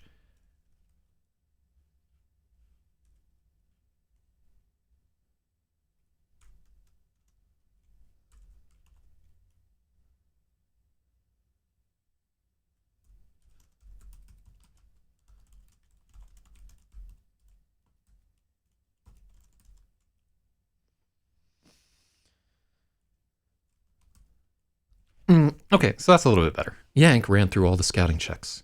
He cranked the frequency sweep klaxon, prodded things with his sledge, and whipped around a jangle cord in hopes of triggering motion-activated defenses. Nothing happened. At the end, he jumped up and down.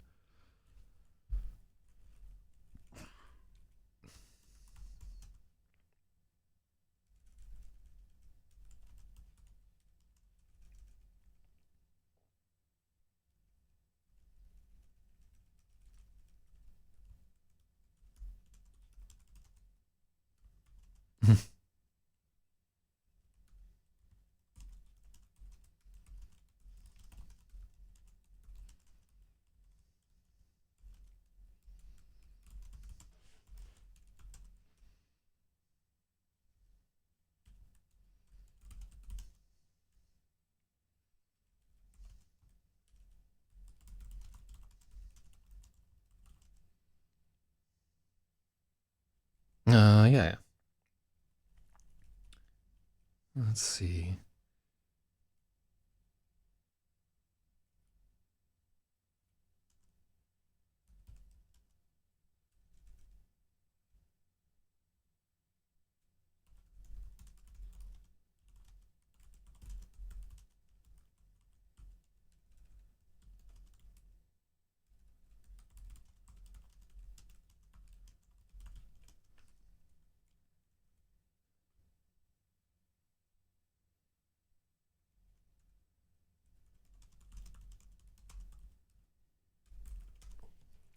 At the end, he hopped around the chamber like a rabbit, landing with all of his weight, but the grid held. It was a funny-looking exercise, but no one laughed. They'd all seen too many scouts buy it. Okay, cool. That's a better paragraph right there. It was kind of stupid to have him both waving around his arms and like flipping around this cord or whatever. Two, I like the idea that we've added like this crank, this klaxon to try and sweep through frequency ranges to see if anything will be activated by sounds. I like that, and I like that he's just looking. Ding, ding, ding. This grid. So basically, it's like a barbecue grill, right? That they can walk over right there. It's not like a bridge because there's not emptiness on either side of it. Though we could rate it as a bridge, as like a walkway or something like that. But I think the grid just basically, it's like a sewer grate that covers the entire shaft. And there's not like a strong reason for that either. So if it makes more sense to just have it be like a bridge, if people would understand that it's like a, Darth Vader cutting off Luke Skywalker's dick type bridge over a chasm, it might make sense to change it there. But I'd like to move ahead at this point. Clear, Gunny, Yank said, with a note of relief in his voice.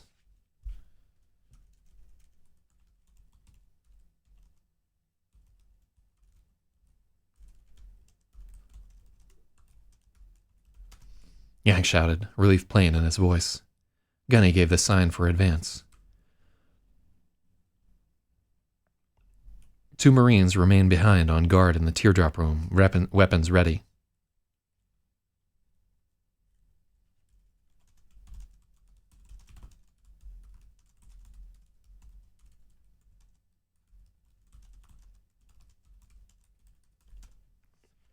Okay, so now we get to start talking about guns. Clear, Gunny. Yeah. I should. That's actually. Let's try the clear, Gunny. Or clear, Gunny. Yeah, it should be clear. I'm just going to say that comma belongs there because it looks right to me, but a real editor could tell you one way or another. So now we start getting into some of the tarred hardware, which is like a fun. In military science fiction, like jacking off over weapons is something that you do all the time. It's just like the people that like to read this kind of shit love these like exhaustive Tom Clancy type masturbatory. So hold on. Clear, Gunny, Yank shouted, relief plain in his voice. Gunny gave the sign for advance. Two Marines remain behind on guard in the teardrop room, weapons ready.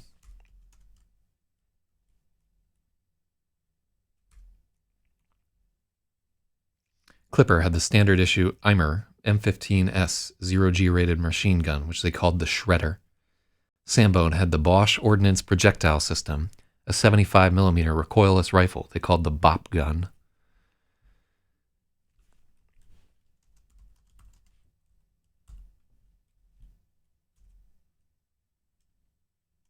Every Marine had his favorite gun, and they would spend hours before each mission obsessively cleaning their...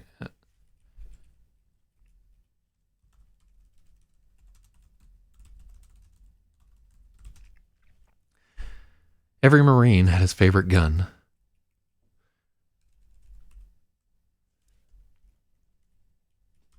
They would spend hours before each mission obsessively cleaning, checking, and rechecking their gear. It was actually TechCom's job to maintain their weaponry and certify each for...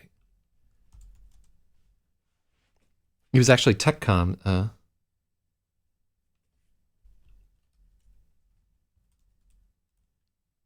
let's see.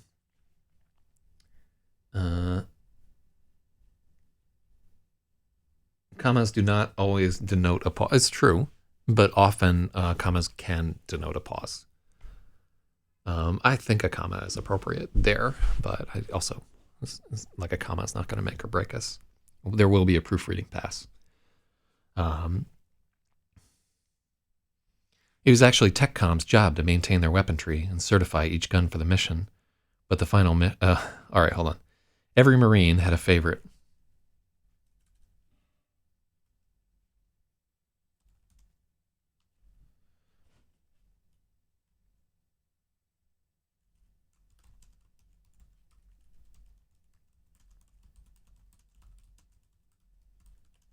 The Marines cherished their weapons. They would spend hours before each mission obsessively cleaning, checking, and rechecking their weapon.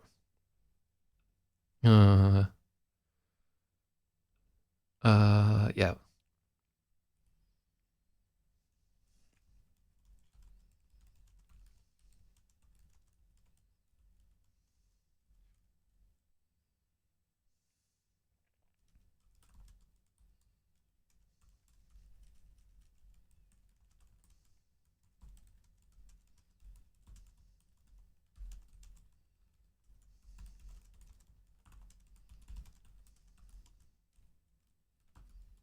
The Tards had access to a large arsenal of weapons, and each Marine had his favorite.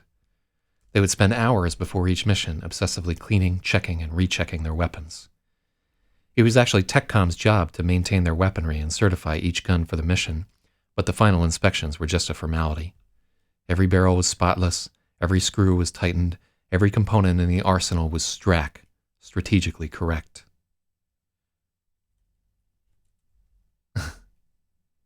Let's just go with the comma there.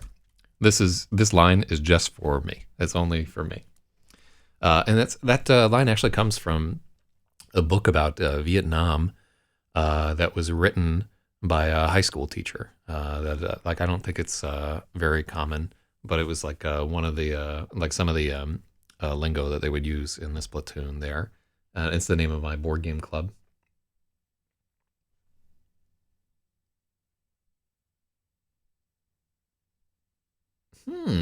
All right, so I'd like check out Spectywa's suggestion here. He said TechCom's job to maintain and certify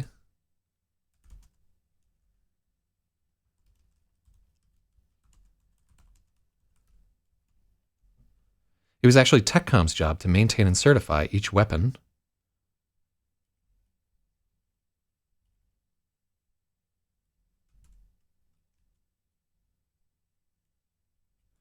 It was actually TechCom's job to maintain and certify each weapon for the mission, but final inspections were just a formality.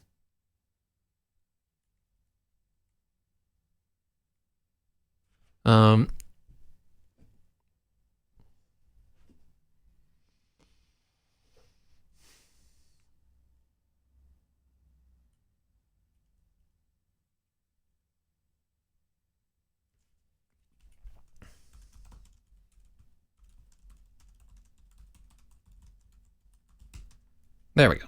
So I like that.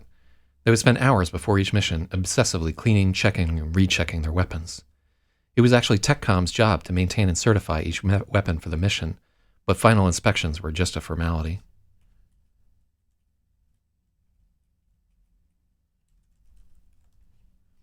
But these inspections were just a formality. By the time the TARDs were finished, every barrel was spotless, every screw was tightened, every component in the arsenal was strategically correct. So that's the name of my board game club. I just wanted to shout out to my board game club. Y'all are some fucking real ones right there. It's been slow going, this edit. What are we at? We're at like 7:14 and haven't really gotten super far here. I'm already starting to get hungry, but it is what it is. Ain't what it ain't. Let's see.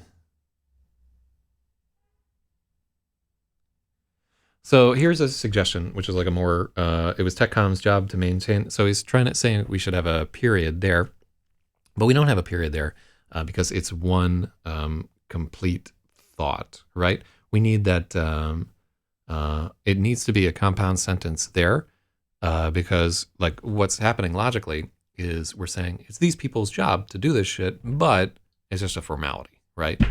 So we're trying to be a little bit clever there.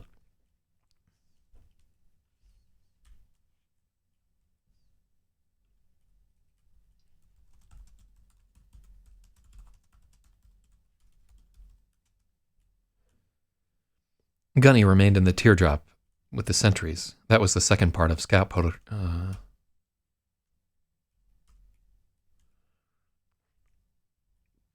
Gunny remained in the teardrop with the sentries. That was the second part of scout protocol. Either Gunny or Bonzo would remain behind until the room was fully cleared, and it was Gunny's turn in the rotation. After a few minutes of standing with Clipper and Sambone, Gunny started to feel self-conscious that they had guns out and he didn't. He unslung his own weapon of choice. I like this. He's like, how come they got their guns out? I feel like they're...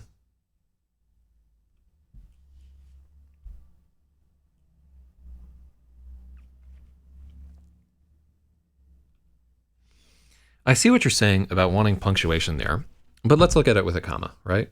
By the time the TARDs were finished, every barrel was spotless, every screw was tightened, every component in the arsenal was strategically correct. Yeah, I think the comma's fine there. Definitely not a place for a semicolon. Let's see. After a few moments of standing with Clipper and Sambone, Gunny started to feel self-conscious that they had their guns out and he didn't. He unslung his own weapon of choice, feeling the familiar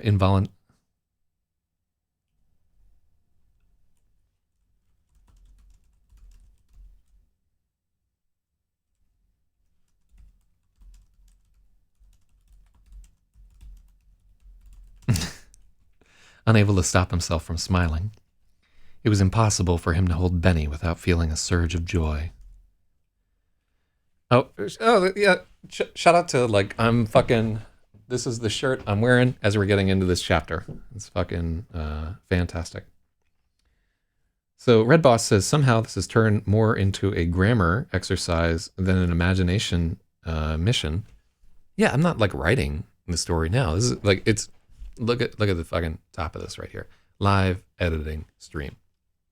So writing is not something that I would do with other people there, right? Oh my God. You know, you don't want other people up in your shit while you're writing. That's not fun. Like if we did like a writing stream, I wouldn't look at the chat at all, right? I wouldn't care what anybody had to say. And I would just ignore everybody the entire time. Editing is part of writing. In fact, writing is not good without editing. Editing is one of the most important parts of writing. Just putting shit down on a page is like half of the work, and the other half of it is editing.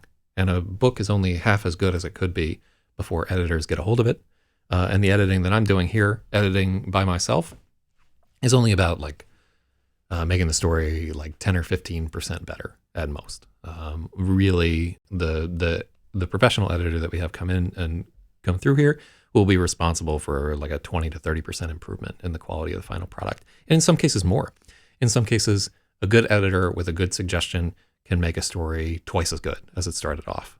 But it's very, very rare. You should expect like and I mean, is one thing where quantifying it isn't super helpful, but you should expect somebody can make your story like 15 to 30% better if they work on it hard.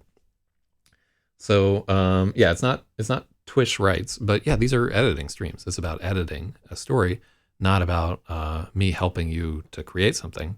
This is something that I've already created, and I'm actually asking the audience to help me make it better. So yeah, I think it is just an expectation mismatch. And I'm sure that like a collaborative writing stream could be successful if you want to start one, but I don't like to collaborate for the most part. I'm very into my own idea. But yeah, so Red Boss says I've completely misunderstood this. That's all right. Yeah, I wondered what the fuck was going on, like what you were trying to do there. But yeah, this is not. We're making this a better story, and this is more for nerds that like to refine something existing than for ones that want to like write their own story. And I think I even mentioned that a little bit earlier. All right, anyhow, I want to get into this because I want to talk about Benny, the twin jet. Benny was a YBR 73. So who points to anybody who can guess what YBR 73 is all about right there. Benny was a YBR 73 twin jet heavy flamer, officially designated as obsolete, but no tech comment ever dare suggest a replacement.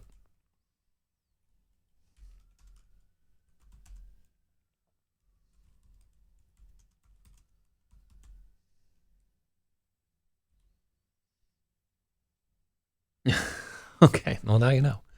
Now you know. Okay, well that's actually helpful to go through this experience so that like the next time somebody comes in and we can't figure out why they're doing this shit, we can be like, oh, okay, that's why. Because we run literally, what did we run like 40 or 50 of these streams before, and I've never had somebody come through and act like that, and so I didn't really know what to do. Realize Red Boss defeated by grammar. Yeah, I just didn't know what the fuck was going on, to tell you the truth. And I was just trying not to be an asshole. But yeah, like that's what we're doing. It's just editing. This is the edit of a rough draft.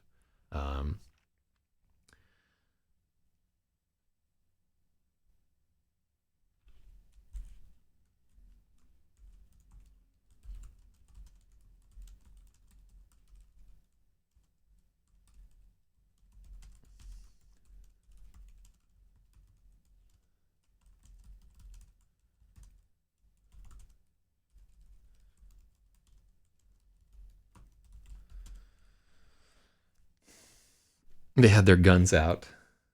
Oh yeah. Oh yeah. That's sticks out like a sore fucking thumb. We do a proofreading pass after this, and it like before. I'm gonna put this out as a.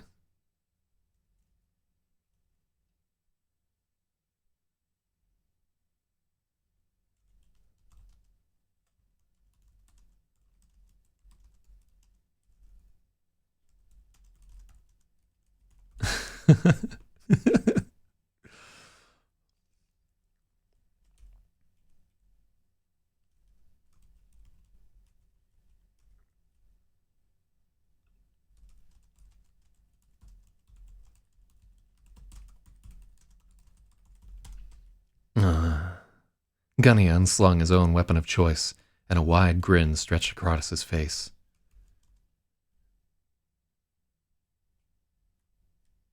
It was impossible to hold Benny without feeling a surge of joy. Benny was a YBR 73 twin-jet heavy flamer. Officially, the 73 model was obsolete, but no TechCom had ever dared suggest a replacement. Newer models were shinier and less cantankerous, but nothing laid down the hurt like a twin jet. Hell yeah. Stroking the barrel guard that had been worn smooth by his gauntlets, Gunny could remember all the good times they'd shared.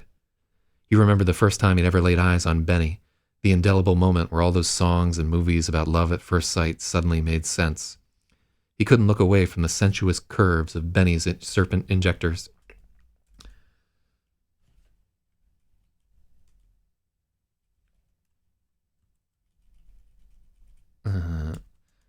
He couldn't look away from the sensuous curves of Benny's serpentine injector assembly, the slight deviation of the twin barrels that gave the wicked impression of a forked tongue. Something about those ample, bulging fuel tanks, the salt and pepper scorch marks on the muzzle that spoke of rugged experience, no amount of polishing.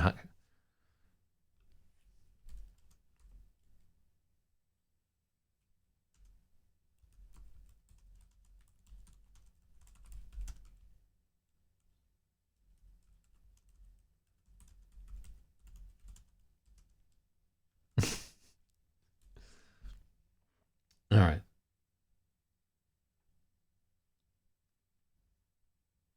Let's see here.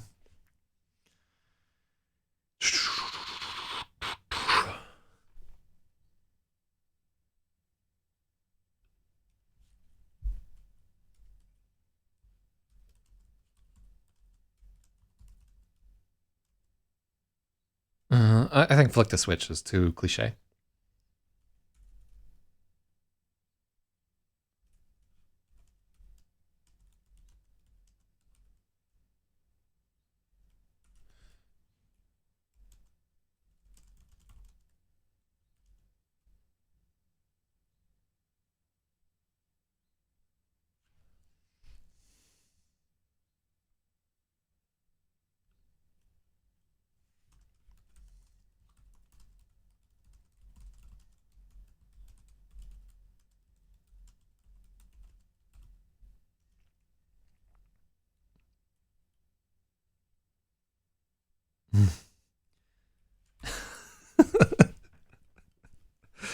Okay, so this is yeah.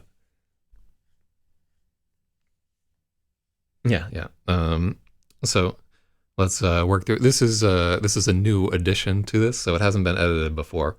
But stroking the barrel guard that had been worn smooth by his gauntlets, Gunny could remember all the good times they'd shared.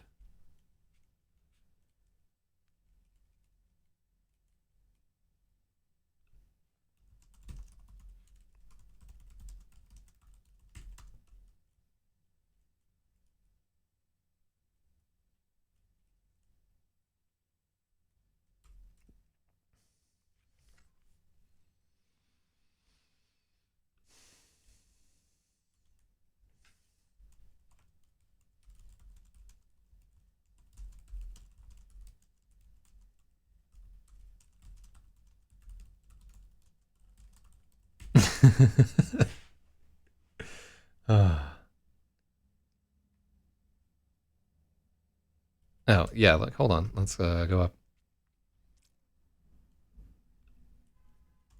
Yeah, good catch on like the missing word there. Um, yeah, this is a new, like I think we added this in the rewrite, so it's going to be like a little bit more hinky than some of the other chapters. So like good eyes right there. Uh,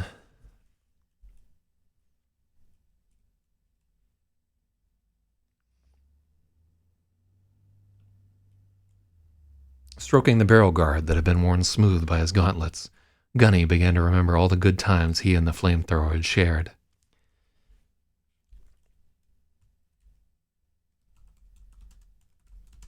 He thought about the first time he'd ever laid eyes on Benny, the indelible moment where all those songs and movies about love at first sight suddenly made sense. He couldn't look away from the sensuous curves of Benny's serpentine injector assembly, the slight deviation of the twin barrels that gave the wicked impression of a forked tongue. His eyes roamed over the ample, bulging fuel tanks, the salt and pepper scorch marks on the muzzle that spoke of rugged experience no amount of polishing could hide. Gunny was thunderbolted. He was overwhelmed with emotion, consumed by an all-encompassing need to possess the flamethrower. But theirs was a forbidden love. Gunny wasn't Gunny back then. He was just a rook on his very first breach. Benny belonged to another, that platoon's gunnery sergeant. It was hopeless and maddening. Not yet Gunny was so fixated on coveting the unobtainable weapon that he barely paid attention to the mission. To his first mission. On any other whale, he probably would have gotten the platoon sculled. But this was a... Let me see. I can't believe they were arguing over that spark line. Like, yeah, once a paragraph is off of the screen, we're not going back to it unless it's really important. So, fuck it. Not yet Gunny was so fixated on coveting the unobtainable weapon that he barely paid attention to his first mission. On any other whale, he probably would have gotten the platoon sculled. But it was a small whale.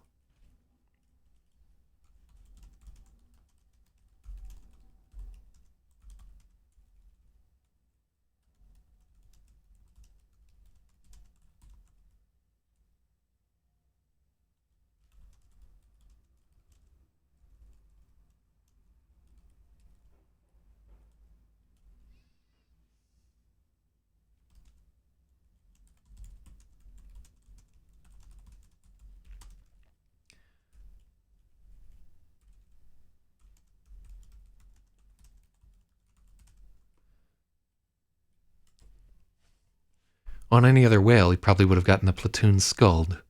But it was a small whale, and it seemed like it might be a dud. The platoon had searched 5 rooms with no deaths and not a single thing worth salvaging. Green with inexperience and yellow with yearning, Gunny didn't even feel afraid. So, this is a sentence that I am not at all sure about. I feel like it could be a good sentence, but that may track only to me. So, adjective noun. This is an excellent bit about his erotic flamethrower fixing. I love that. Like this is something that I came up with while I was doing the rewrite, and I needed something to be in this chapter. And I just started thinking about how he would feel about his flamethrower, and it fucking does it for me. I don't know why this is so funny. So the ample and bulging thing seems out of place with all the other phallic descriptions. They are literally like the balls of this flamethrower. But maybe this is like I mean, keep in mind, a flamethrower doesn't have. I would say that his attraction to this is not a gendered attraction right here, because look at like so we describe the fuel tanks as ample and bulging, which is like more like tits than balls, though it could fit with either. But if you look here, Benny has sensuous curves, right, in its serpentine injector assembly. There's a slight deviation of the twin barrels that gave the wicked impression of a forked tongue, right? And who is wicked and serpentine? Women. So this may come across as like slightly confused, but I would say that his attraction to this flamethrower is non-binary. So yeah, it's a genderqueer flamethrower that he's into right there. I can see where you're coming from, but I like all of these descriptions too much to take them out.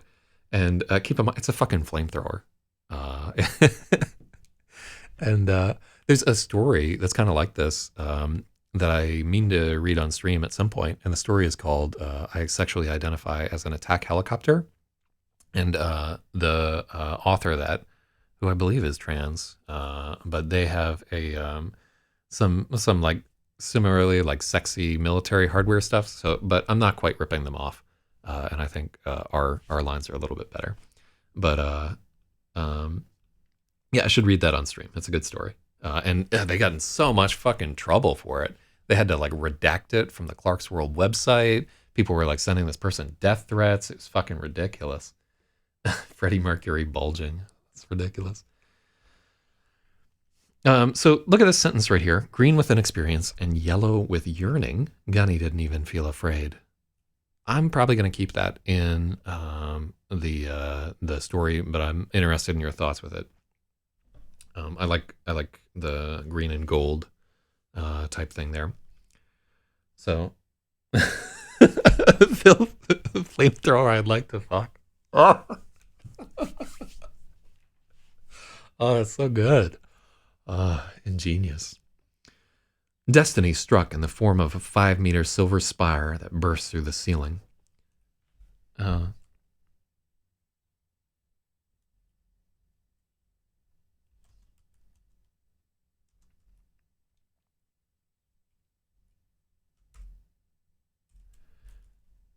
Destiny struck as a 5-meter silver spire that burst through the ceiling.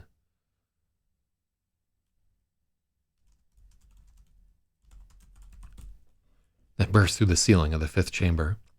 The platoon's stickman was unlucky enough to be directly beneath. He died pinned to the floor, scrambling like a beetle with... It's 2 sentences. He died pinned to the floor, scrambling like a beetle with air spitting from his ruptured tanks. Curiously,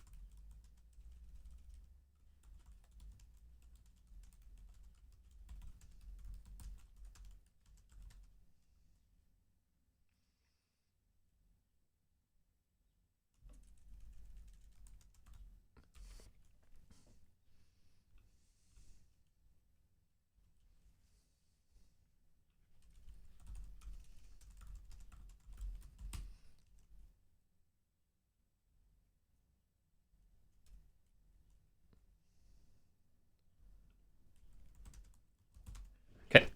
So destiny struck as a 5-meter silver spire that burst through the ceiling of the fifth chamber. The platoon's stickman was unlucky enough to be directly beneath.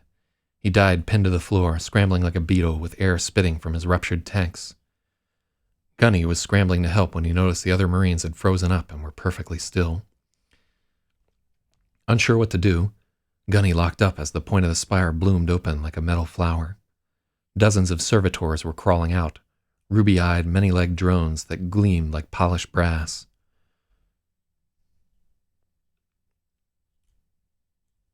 No, I don't like that sentence.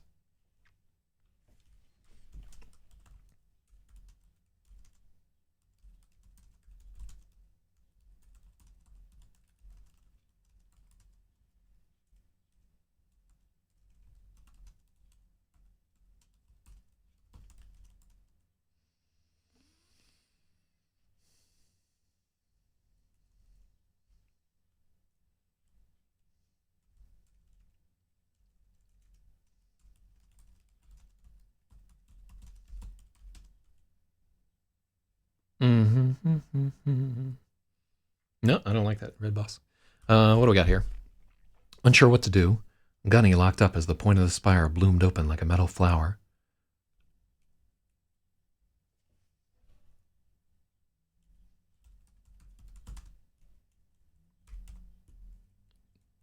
Is insectine not a word?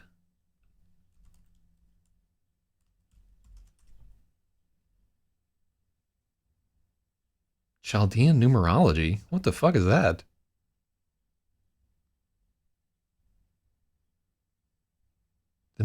What the fuck is Chaldean numerology? Oh, this is just some weird nerd shit. Okay, so insectine is not a word. So drones are made of... Okay, cool. That's a good point. Oh, it is described.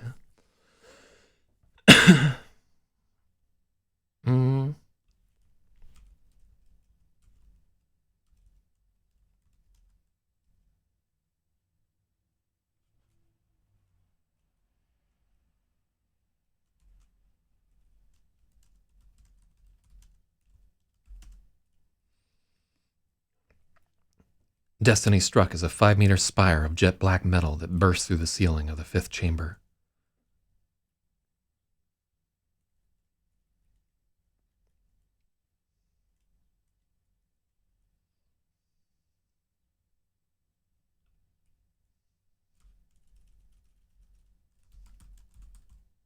Like a black rose.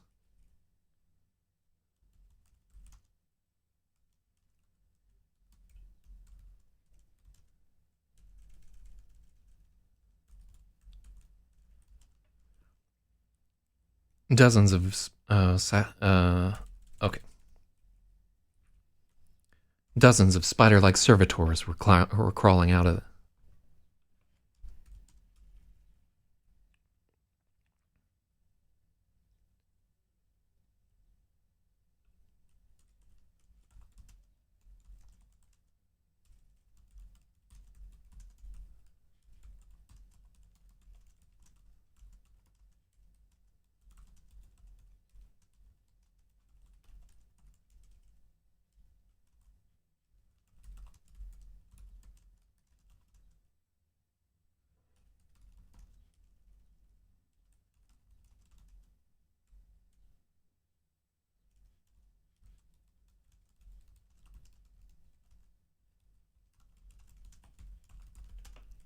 Mm-hmm.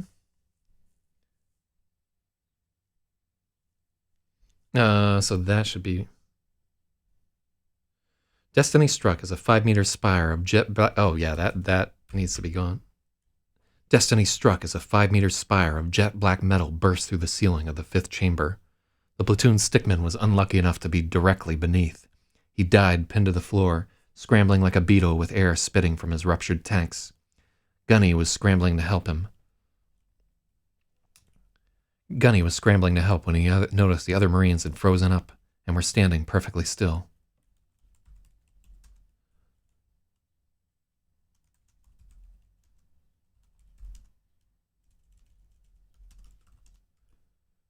Unsure what to do, Gunny locked up as well. The point of the spire bloomed open like a black rose.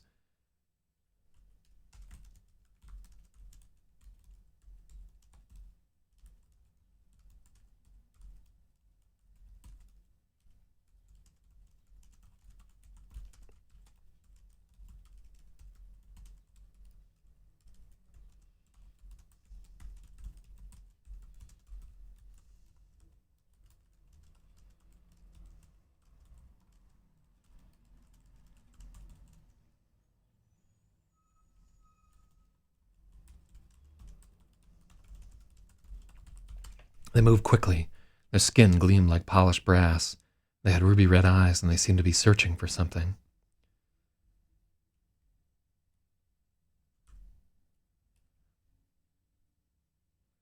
The platoon remained at rigid attention, recognizing it was a hive strike and assuming thumb-butt protocol.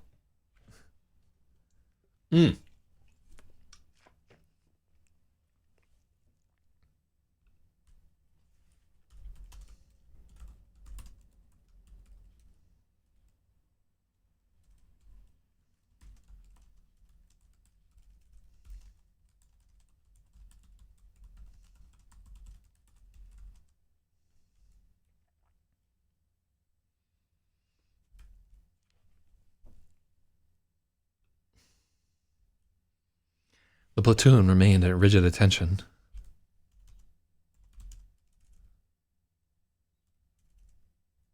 Thumb-butt. Hell yeah. About 20 recorded rails has been